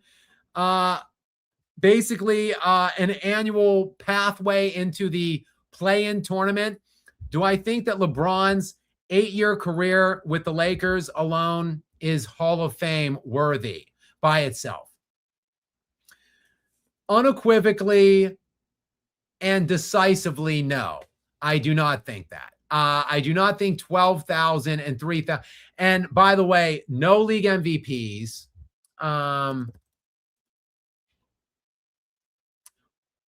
One NBA Finals MVP, which if it was the playoff MVP, it would have been Anthony Davis's award. But yes, in his 8-year stint in Los Angeles. Uh-oh. Am I still on, Gary? Give me a thumbs up. Am I okay? Okay, just my one page froze. In his 8-year stint in Los Angeles, he had one All-NBA first team selection. So he was All-NBA once. And that was the year they won the championship, and he was the finals MVP. So he had basically one good year. Other than that, one great year. He had decent years, second team All-NBA, third team All-NBA, if he even deserved those. I mean, these are the amount of games he's played in LA: 55, 67, 45, 56, 55, 71, 70, and 60. So kind of miraculous that he was even eligible to get those. They were obviously career achievement awards. So Marcelo, no. I mean, that's ridiculous by Brazilian Twitter. Ridiculous that they're trying to compare LeBron's career to a Hall of Famer's career. No, I don't think that. We've got Deadly Doze is in next. What's up, Deadly Doze? Thank you very much. I appreciate it. Gary, what's the question or comment from Deadly? A true GOAT would not get denied a contract by a top 5 franchise of the NBA, arguably the number 1 franchise in NBA history. Yeah, they're a top 2 all-time franchise. It's between them and Boston. I personally put them above Boston. I think the Lakers are the greatest franchise in NBA history. And yeah, LeBron James, we've been saying it. He's still a top 15 to 20 player. I mean, look, 21 points, 7 assists, and 6 rebounds per game last year. 21, 7, and 6 on 52% shooting from the field. So 15 to 20, a top 15 to 20 player league-wide who's going to be taking $15 million next year from the Golden State Warriors, and the Lakers didn't want him. So a top 15 to 20 player who's been there 8 years and who's willing to take a haircut from $55 million to 15, and the Lakers are like, nah, pass. So that tells you all you need to know, in my estimation, and to Deadly Doze's point. All you need to know about LeBron James and what kind of value he actually brings to his teams and to his franchise, at least at this stage of his career. We've got James Bush, 1008 in next. James Bush, 1008. What's up, James? Welcome in. I appreciate it. Gary, what is James's question or comment for us today? Hey, Skap. Kobe and his legacy can finally rest in peace now that LeBron and his toxic fan base are out of LA. Hallelujah. It never sat well with me. I know it never sat well with Kobe Bryant. One of the things that I honestly think about sometimes, and it disgusts me to this day, is that Kobe. Well, first of all, I wish Kobe was still alive, period. Like, I wish he was still here. But the fact that Kobe passed away like a day or two after LeBron passed him on the all-time scoring list, and it came in a Laker jersey. Just disgusting to me. And it was just disgusting that LeBron James went to Kobe's city, and a building that Kobe built, basically, and hijacked or tried to hijack Kobe's fan base. But we, the Mamba Army, we're too clever for that, and we don't sell out. So none of us, and most Laker real ones, never cozied up to LaFraud in his entire tenure there, even when he won that garbagey, poopy little asterisk title in the Disney bubble. So to James, to your point, though, finally, at long last, yes, Kobe can rest in power. That toxic fraud and his jock-sniffing fan base have finally, mercifully departed the city of the angels. We've got Cuse Mode Jimbo double dipping back in again. What's up, Cuse Mode? Thank you so much. Welcome back in today. I appreciate it. Gary, what is this latest question or comment from him? Why you got to do my man Jeremy Grant from Syracuse like that on your Ja Morant video? Laugh emoji. Hopefully, he'll do better in Memphis. Ja, though, what a waste of talent. Jeremy Grant's a nice player. He's had he had 1 or 2 years of 20, around roughly 20 points per game. But like by and large, like 13 years in the NBA for Jeremy Grant, 5 different teams, 13.5 point per game, career averages. And he made $35 million next year. He's making $35 million next year. He's making $35 million a year after that. My man had like a $120+ million contract for 13 point per game career averages and not one single all-star appearance. So that is mightily overrated, or at least overpaid in my estimation. Cuse Mode. It gives me no pleasure to do it to your man from Cuse. But hopefully, yes, hopefully, to your point, he does better now in Memphis. And Ja, yeah, he's a cautionary tale. Like I talked about in that video that I published yesterday, a cautionary tale. He's got the playbook, How to Destroy Your Career for Dummies, and he's reading out of it and playing masterfully to it. Because between his own off-court idiocies and injuries and inconsistencies in availabilities, Ja Morant just simply has flushed his own, which was once a very bright career outlook, flushed it down the toilet. So you hate to see it. Kid's only 26 years old. Maybe new location, new change of venue. Maybe hopefully it gives him a fresh new start, and maybe he can do some kind of a career turnaround here. Though I certainly am not holding my breath for that. We've got Twisted Clown 1 is back in yet again. Happy Independence Day. Yes, that seems to be the common running theme. We are all excited. We are all celebrating. We are all happy for the Lakers, even if you might not be a specific Lakers fan. They're an all-time legendary, great franchise, and they deserve this independence. They deserve to be free at long last from the tyrannical reaches of LeBron James. So congratulations and kudos to all of you Laker fans out there today. And Twisted Clown 1 comes back in yet again. The Lakers can now say they are a cancer survivor. Yes, I put a video out about, 6 to 7, maybe 8 months ago. And the little thumbnail was La Cancer. And it was all about how the Lakers are finished once and for all with LeBron James. I put a couple videos out over the last year about how the Lakers were done with him. But that video in particular, La Cancer, yes, the Lakers are now cancer-free. Free at last, free at last. They are survivors. Thank you, Twisted Clown 1, again, for being here and for your involvement with us today. I appreciate you. Xavier de God comes back now again for yet another. He's got several others coming here in these next couple comments. Gary, go ahead and read this latest question or comment from Xavier. LeBron is not a great Laker. He's one of the greatest players to play for the Lakers, so he'll get jersey retired because of his name, not what he did in LA. Yeah, I agree. LeBron is a top 10 to 15 player all time. Some people have him as high as 1 or 2.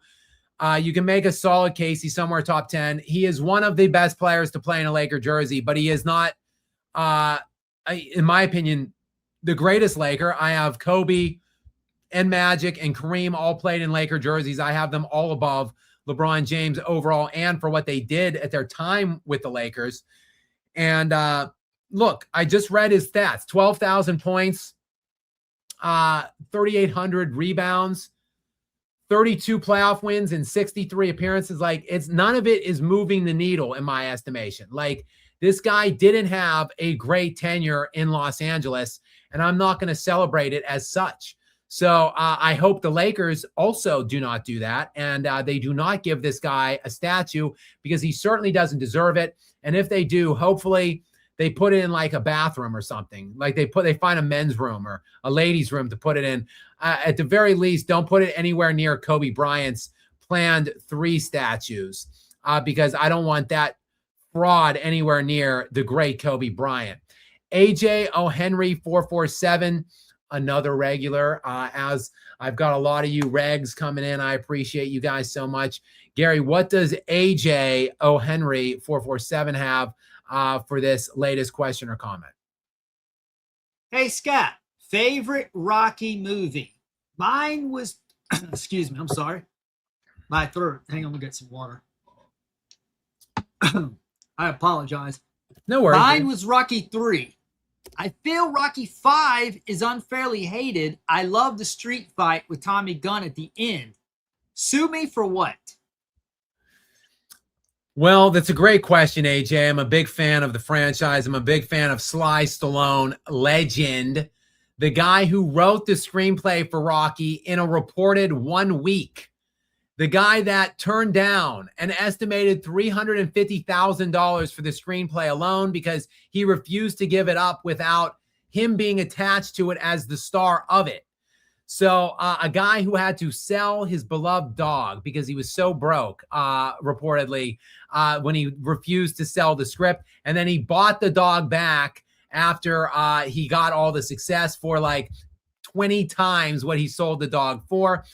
Stallone, legend, an action movie icon. I love him. I love his career. And I love the Rocky franchise. The best one for sure is one. Look, it won the Best Picture, I think 1976, the Best Picture winner, the Oscar winner for Best Picture. And he won the Academy Award for Best Screenplay, Best Original Screenplay. So the best Rocky movie is inarguably Rocky 1. My favorite Rocky movie is Rocky 4, when he fights Drago in Russia. The training montage that is so epic that there are 2 separate songs in the same montage. Like, there's 2 separate portions of his training montage in Russia where he's like training in the mountains, like scaling mountains with logs on his back, doing pull-ups over fire pits, like military pressing wagons with 4 people in them. While he's doing that, Drago is training at like NASA or whatever the Russian equivalent is and getting shot up with steroids. It's an amazing training montage and one of the greatest. As an avid worker outer myself, who has been working out basically every day for 25 years, Hearts on Fire, one of the great workout songs ever, also appears in that movie. So my favorite one is Rocky 4. The best one, definitely Rocky 1. But great question, AJ O'Henry. Go ahead, Gary. We've got some breaking news, not about LeBron, but it says the deal is done. Shams will break news later today, and Shams has just left a tweet breaking: the Clippers are nearing deal sending Kawhi to the Raptors for Brandon Ingram, Grady Dick, 2 first-round picks, 1 pick swap, and 2 second-rounders. Sources tell ESPN. Breaking news. Yeah, so this is from 5 minutes ago. Let me hang on one second. Good catch, Gary. From 5 minutes ago.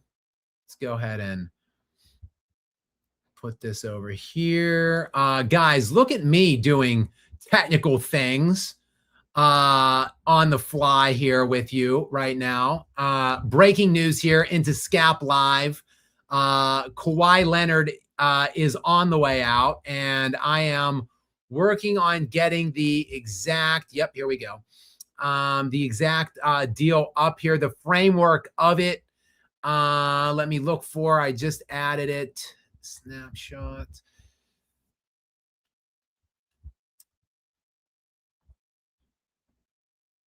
Stay with me here, guys. Almost there. Okay, it's going to cover me up. I don't care. This is the framework of it. The Los Angeles Clippers are nearing a deal sending Kawhi Leonard to the Toronto Raptors. Again, this is just what Gary just read, but I just wanted to put it up there. This is the framework of the deal. Brandon Ingram, Grady Dick, 2 first-round picks, 1 pick swap, and a second and 2 second-rounders. Okay, so 2 first-round picks. This is a big package back for the Clippers, in my estimation. I mean, Brandon Ingram, Grady Dick, okay, I guess, but 2 first-rounders and a pick swap and 2 second-rounders. That's a lot. I mean, 4 picks, 2 first-rounders. I don't think there's any protections on those 2 first-rounders either. And then I don't know when those years will fall, when that will come. And then a pick swap as well. That is a lot. That is a big package back for Kawhi Leonard, who's, I think, 34 years old right now. And let me see exactly. He's about to be 35. He'll be 35 very soon. He's 35. And then, oh my God. He just turned 35. His birthday was yesterday. Yeah. So he just turned 35 yesterday. But nonetheless, I mean, this guy he had a career year almost last year. He had his career high in points per game. He had his career high in player efficiency rating. And he played in 65 games. But I mean, look at the amount of games he's played. Since leaving San Antonio, first of all, he played 9 games his last year in San Antonio. Then since then, 60 games, 57, 52, didn't play a whole year. Then 52, 68, 37, and 65. Like, that's a lot to give up, I think. That's a lot to give up for a guy that ultimately you're going to get 55 to 60 games at best out of, and he's 35. So, I mean, that is a lot of compensatory things going out that way. Now, if he's right and if he's on the floor, he's arguably a top 5 player in the NBA. So, okay. But that's a really good package back, I think, for the LA Clippers. Like, really good.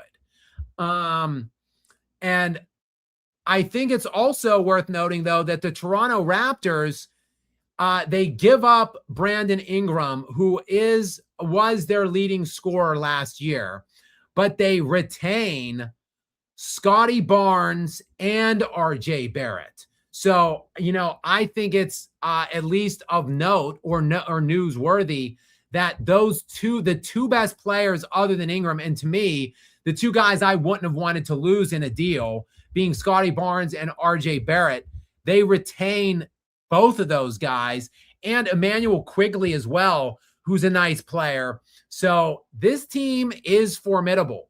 It's a great package back for the Clippers. I would have made the deal if I was the Clippers, but the Raptors are going to make noise now. Like, that roster, the Raptors, I think, were the 5 seed last year. They won somewhere in the vicinity of like 46-ish games, I want to say. They were 46 and 36 exactly was their record last year. So you take a 46-win team. Okay, yes, you're losing Brandon Ingram.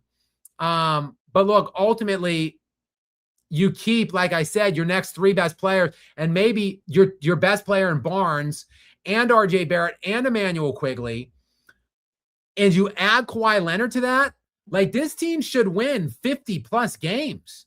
Like they might be, we'll see what Boston does. They might be in the mix right now.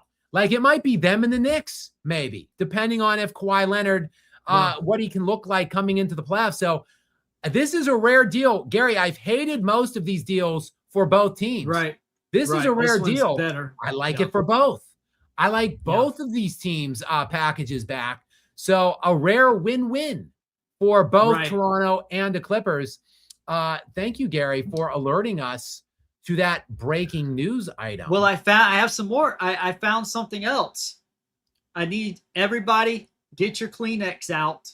Jeannie Buss has written an official statement. Everybody, turn the violin music on. LeBron James is one of the greatest athletes in history.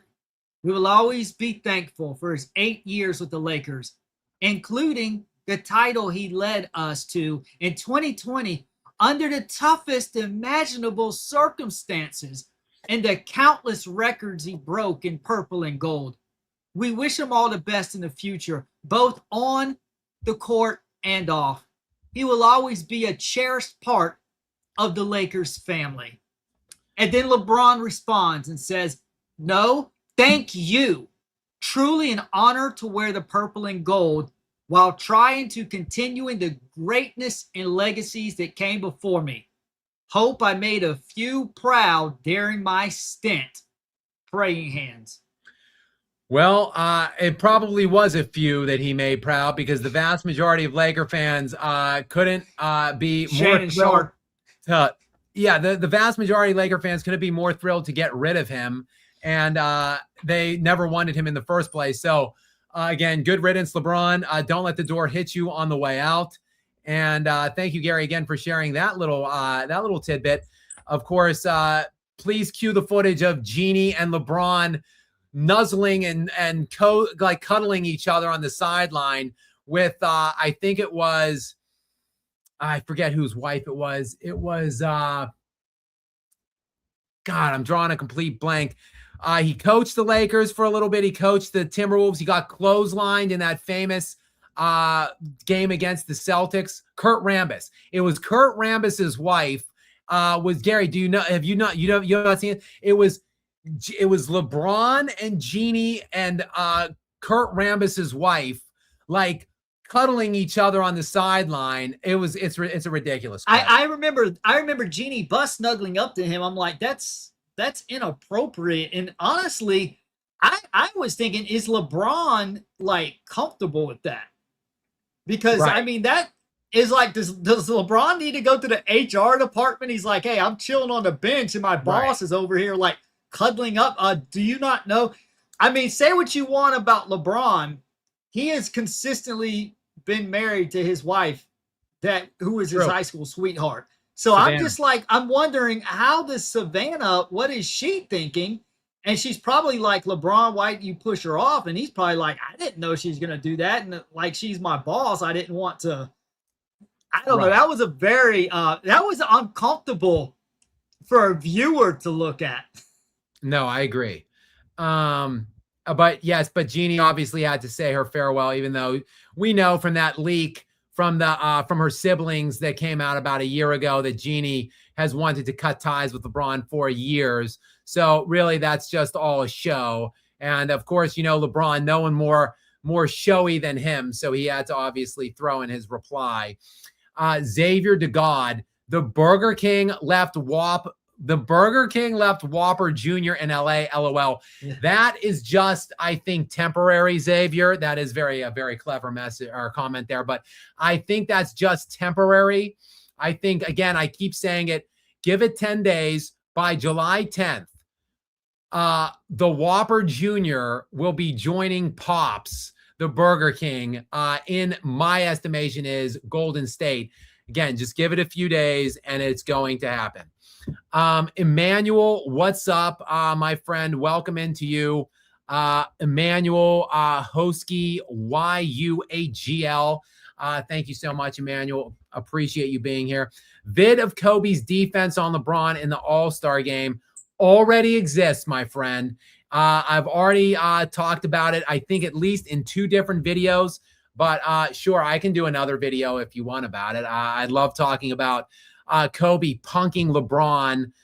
In the blue-white game, I talk about it, and so maybe I'll do another video on the blue-white game and the All-Star game. I love talking about Kobe punking LeBron.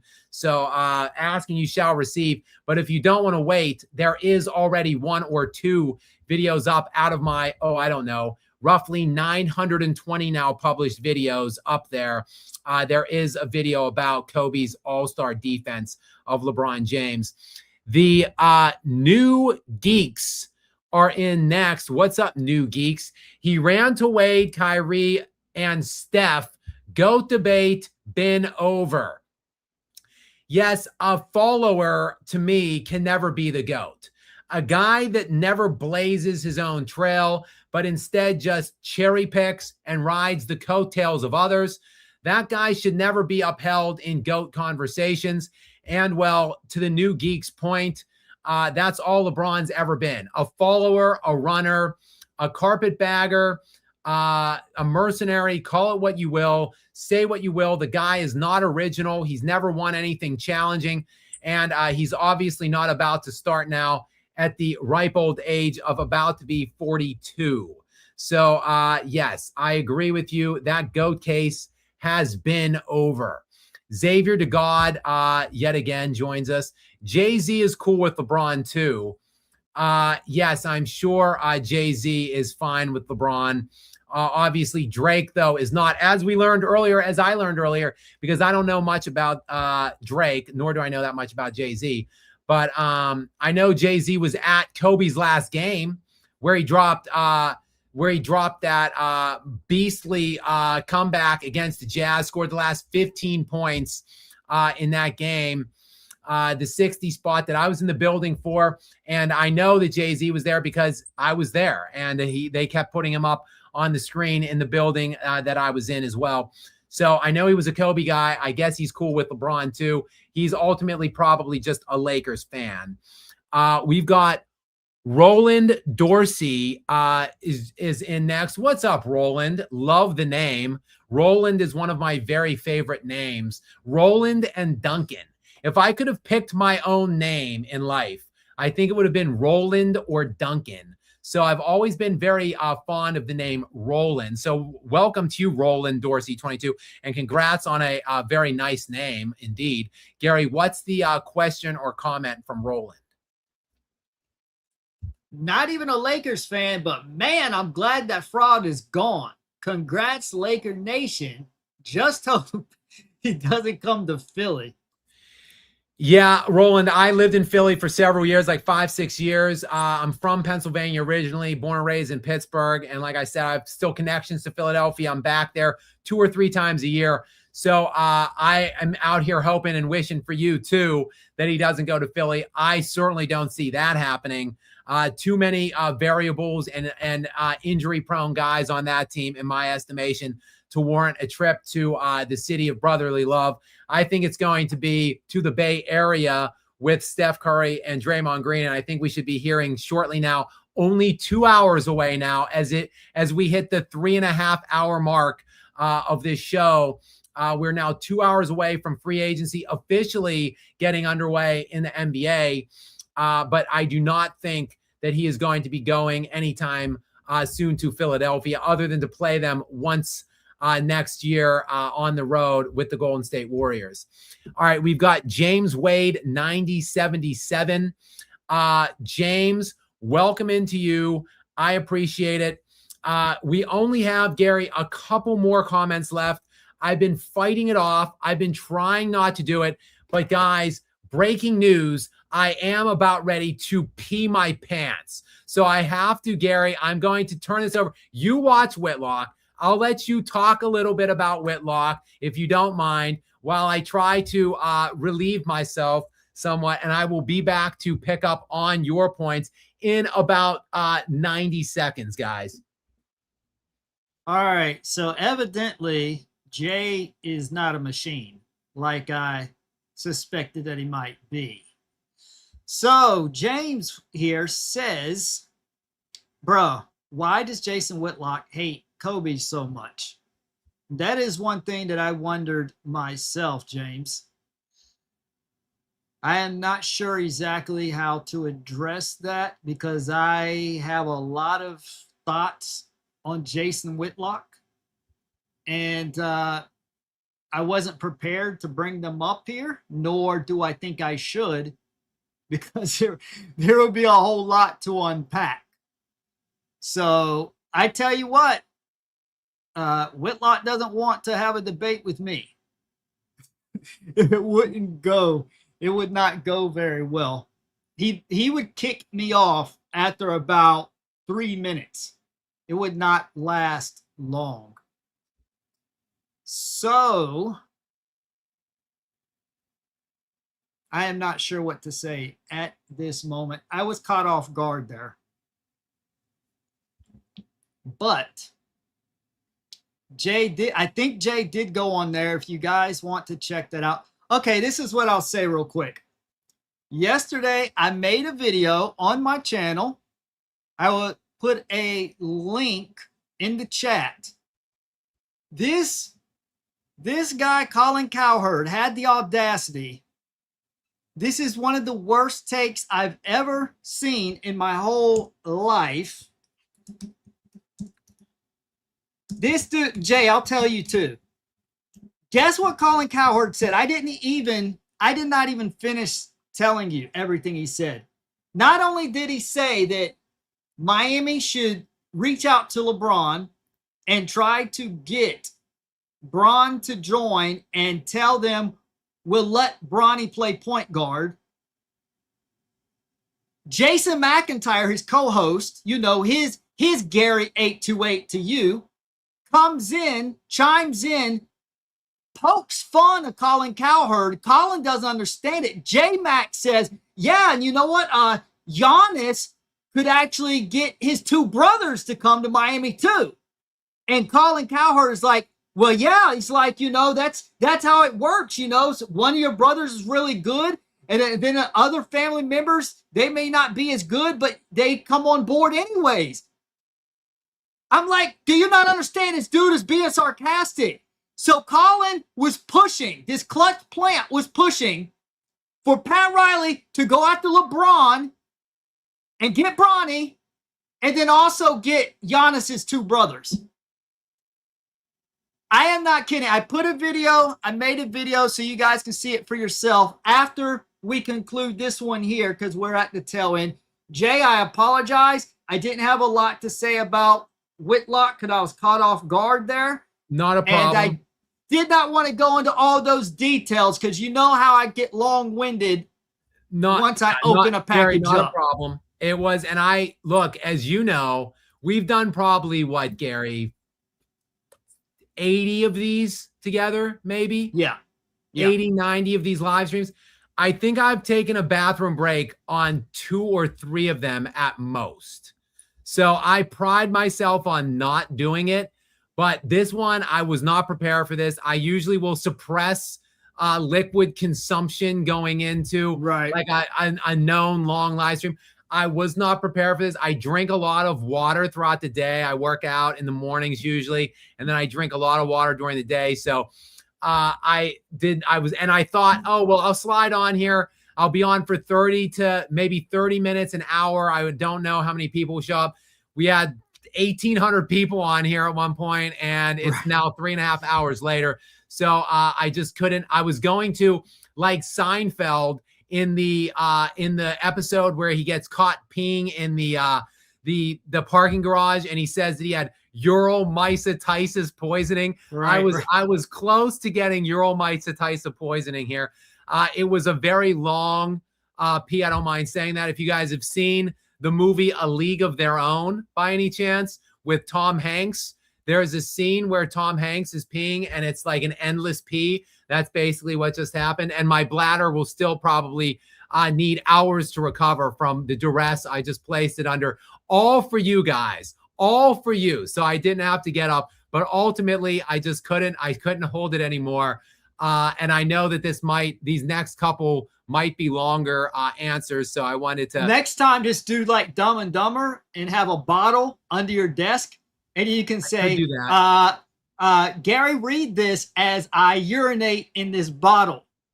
I could do that. I could have a montage queued up or something. Anyway, you live and you learn. Jason Whitlock, I don't know, James, but I go at him and I push back at him whenever I can, whenever the opportunity provides itself to me. And he has been an avid Kobe hater most of his career. And we've been working together for about 2 years now. And I like Whitlock. We agree on most things. Until recently, this summer, we've kind of been disagreeing on mostly everything, but we agree overall on a lot of stuff. And I like him as just overall. I like him. I'm very thankful for the opportunity that he gives me to be a part of his show. I like being on there. It's fun for me. I admire Whitlock in general. I read his stuff when I was younger. I followed him when I was way younger, like 20 plus years ago. But yes, I do vehemently disagree with his avid and outright Kobe hate. And I've actually got him to relinquish a bit and yield in recent episodes that I've been on, because I've been comparing Kobe to Jalen Brunson, even though I hate the comparison because Kobe is a billion times better than Jalen Brunson. But I've gotten Whitlock essentially to admit that all of the reasons why he does like Jalen Brunson are reasons why he should have liked Kobe back in the day. So I at least have kind of gotten him to remit a little bit his avid Kobe disdain. But I'm always here for the conversation. Whenever there's an anti-Kobe agenda being pushed, I'm going to insinuate myself right in the middle of it and take care of that quickly. We've got the Jupiter Knight is in next. Gary, look, a fellow Spurs fan. Congrats, Lakers fans, finally free. So, yes, I think, look, people of all different fan bases are coming together in unison to unite behind the Los Angeles Lakers and give them well wishes now that they are finally on their way without LeBron James, free at long last from the tyrannical clutches of LeClutch and LeBron. So, probably only good things now on the horizon for the Los Angeles Lakers. All right, we've got Twisted Clown 1 in, who thank you, Twisted Clown. Go ahead, Gary. Did you skip one? I'm sorry. Go ahead. You're right. Go ahead. We'll get to it. Yeah, Twisted Clown. I was just saying, Twisted Clown 1 has been in a lot today. A very generous day of donations from Twisted Clown 1, and a very generous donation here. Thank you very much. I appreciate you, Gary. Go ahead and read this latest question or comment from Twisted Clown. Skap, I am a Lakers fan. Stopped watching when cancer came. I just hope they clean the lockers from all the needles and Roys, allegedly. If they do give him a statue, have it be of him flopping, looking up for the camera. Yeah, allegedly. Yeah, who knows what LeBron has done, what tactics he has used or gone to for this unparalleled longevity and durability that he has had, obviously. But I just think there should be no statue. I think it's outrageous that we're even talking about it. 8 years, that's it. Yes, I think Shaq played only 8 years, but Shaq had a league MVP. He had 3 NBA championships there. I think Shaq does. And quite frankly, I don't even like Shaq having a statue, quite frankly. I think Shaq deserves a jersey. But again, 8 years for Shaq. That's it. I get it. He won a league MVP. I get it. He won 3 NBA championships. His case is a hell of a lot stronger than LeBron's, but only 8 years. The dude played 20 years. He played in Orlando. He then went to LA. He then went to Miami. He then went to Cleveland. He then went to Phoenix. He then went to Boston. He played in a lot of places, and he played in LA for only 8 years. I don't like him having a statue. And the fact that he had a statue before Kobe, it doesn't sit right with me. And I have no problems with Shaq. And he deserves one a hell of a lot more than LeBron will deserve one. So I just hope that LeBron does not weasel his way into a statue. Quite frankly, I don't know. I guess Cleveland gives him a statue. Other than that, I don't think he should have a statue anywhere.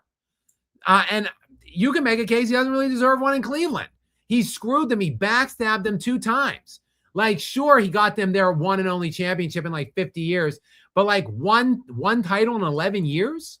Like, and he backstabbed them and spit in their face 2 other times. I don't think this guy should have a statue anywhere, quite frankly. We've got 26. Mr. WrestleMania is in next.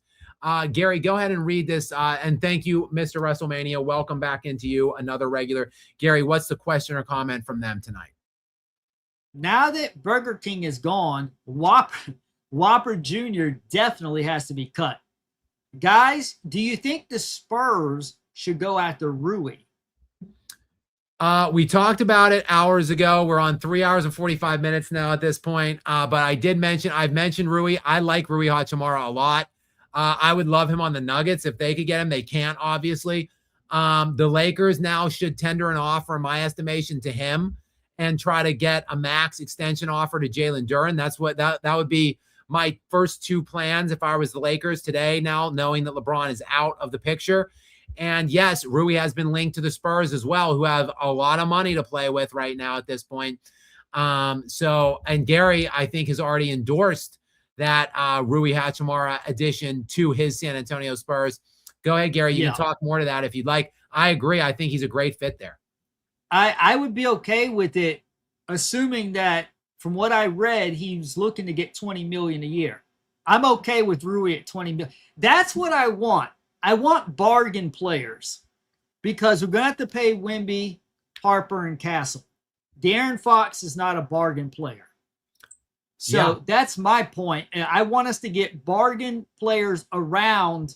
Obviously, Wemby's our nucleus, and then Harper and Castle are the complementary players around him. And then I want to get bargain guys like Harrison Barnes is coming back for at least 1 more year. $8 million. I'm cool with that. Just keep getting guys at bargain prices. I just don't like it when we overpay. And that's the issue with Fox.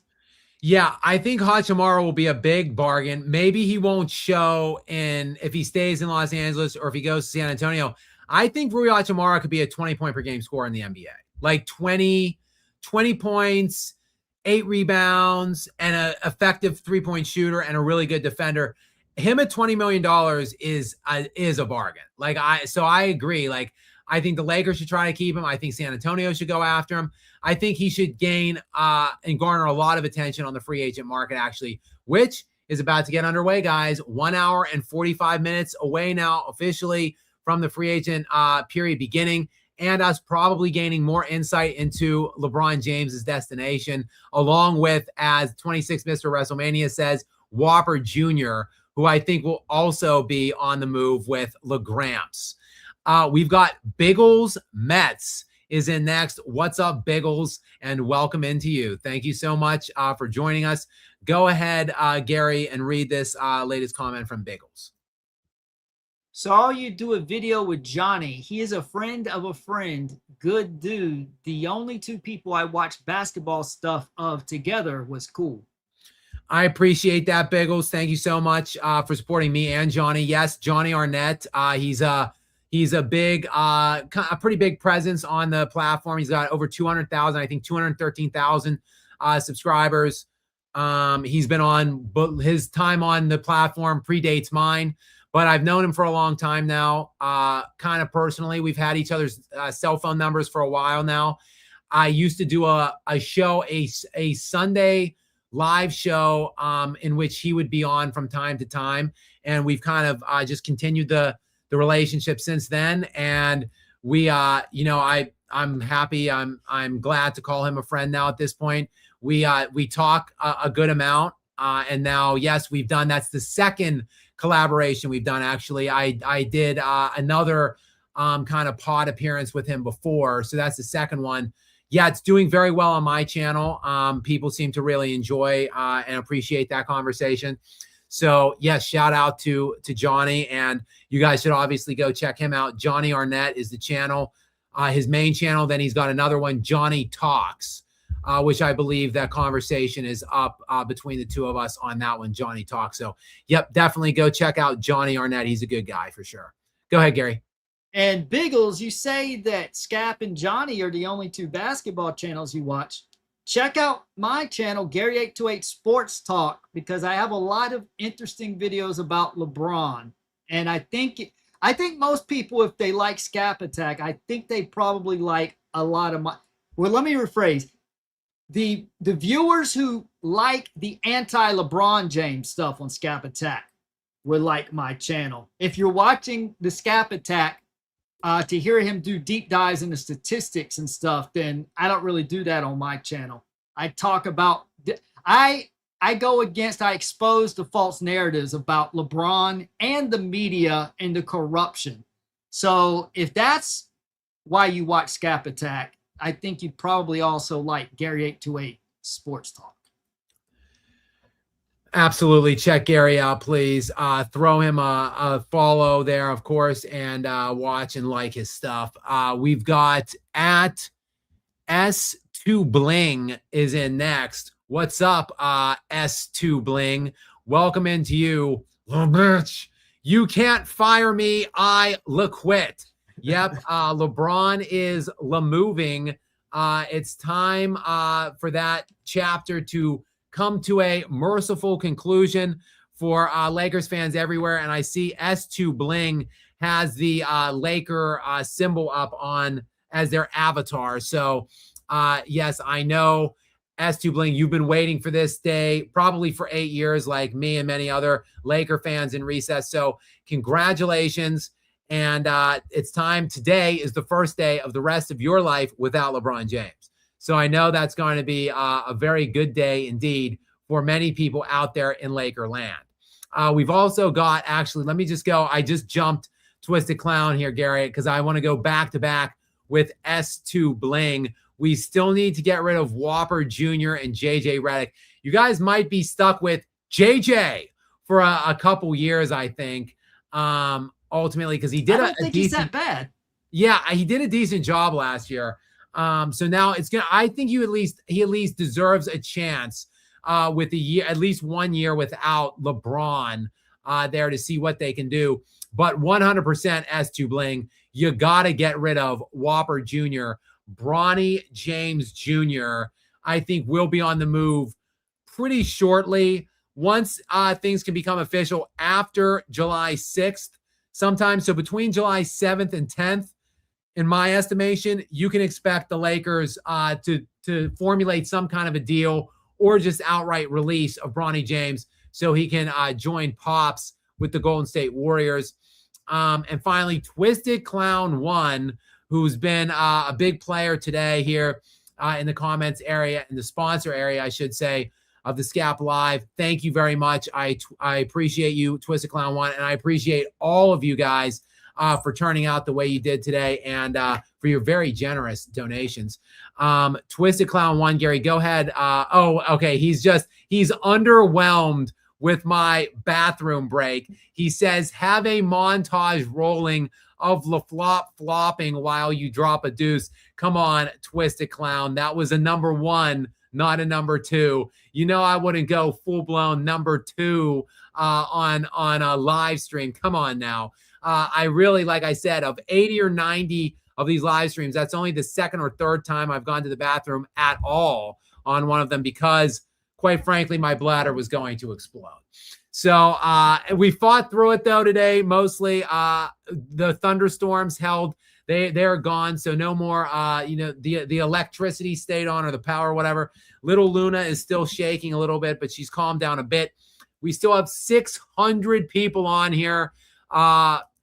3 hours and 51 minutes in, about 4 hours now into this impromptu midday Skap Live sesh. Guys, again, I just said it a minute ago. I'll echo my own sentiments. I am always extraordinarily flattered to have the engagement and the involvement from you guys. I think we had 17 or 1,800 people in here at one point. So a crazy turnout. And again, a very generous day of donations from you guys. I appreciate it so much. Please make sure, guys, like I said, you turn those notifications on because this is going to be a crazy week. June 30 through July 6th is going to be a crazy week of player movement and stuff, as it always is in the NBA. I will probably be doing more of these impromptu live streams with Gary, the moderator. So if you want to not miss one, if you want to stay up to date with them, make sure that you've got notifications turned on.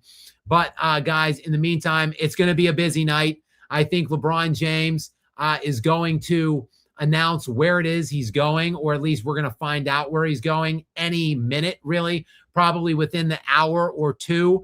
We've got, again, more breaking news with Kawhi Leonard on the way, or a deal almost finished to send him back to Toronto. So a crazy day of players leaving Los Angeles with LeBron and Kawhi out. And guys, I got work to do. I think I'm going to do, go ahead, Gary. I wanted to ask you, when LeBron makes the announcement, or if ESPN announces it, are we jumping on live stream shortly following? I will see. We'll see what, when, and where the announcement comes. Because 4 hours for this punch was a big expenditure. I need to go walk my dog. She's right in walk number 2 territory, and I need to eat. I had a protein shake after my workout. That's it all day long. So I've been up since like 7 a.m. So we'll see, Gary. We will see. I will definitely. I want to start working on my Los Angeles Lakers video, kind of closing the book on the LeBron James era and finishing that off. So I'd like to get a video done, hopefully sometime today, of that. And then if and when the announcement comes that it's going to be Golden State, it could be tonight, could be later tonight. Who knows? Maybe I'll come on again. Maybe I'll just do another video. I don't know. We'll see how I'm feeling from an energy standpoint after this long show right now. But yes, I will be on sometime soon. If it's not today, it could be tomorrow. So like I said, guys, make sure you are subscribed with notifications turned on. Again, one final on my way out. Congratulations to all of you long suffering and struggling Laker fans in recess. Congratulations to finally be rid of LeBron James, and welcome back, to being able to root for your team again and enjoy Laker basketball. Good riddance to LeBron James. We'll wait and see where he goes, obviously. But I'm sure whatever happens the rest of the day, nothing can happen that will screw this day up for you guys, for you Laker fans out there. So again, congratulations to you, and to all of you guys that are still on right now with me. Please enjoy the rest of your day, your night, and stay tuned for more to come with me and Gary. We'll hop on whenever the breaking news indicates that we should. And otherwise, you can catch my daily videos breaking all this stuff down on my main channel, Skap Attack. Until next time, guys, as always,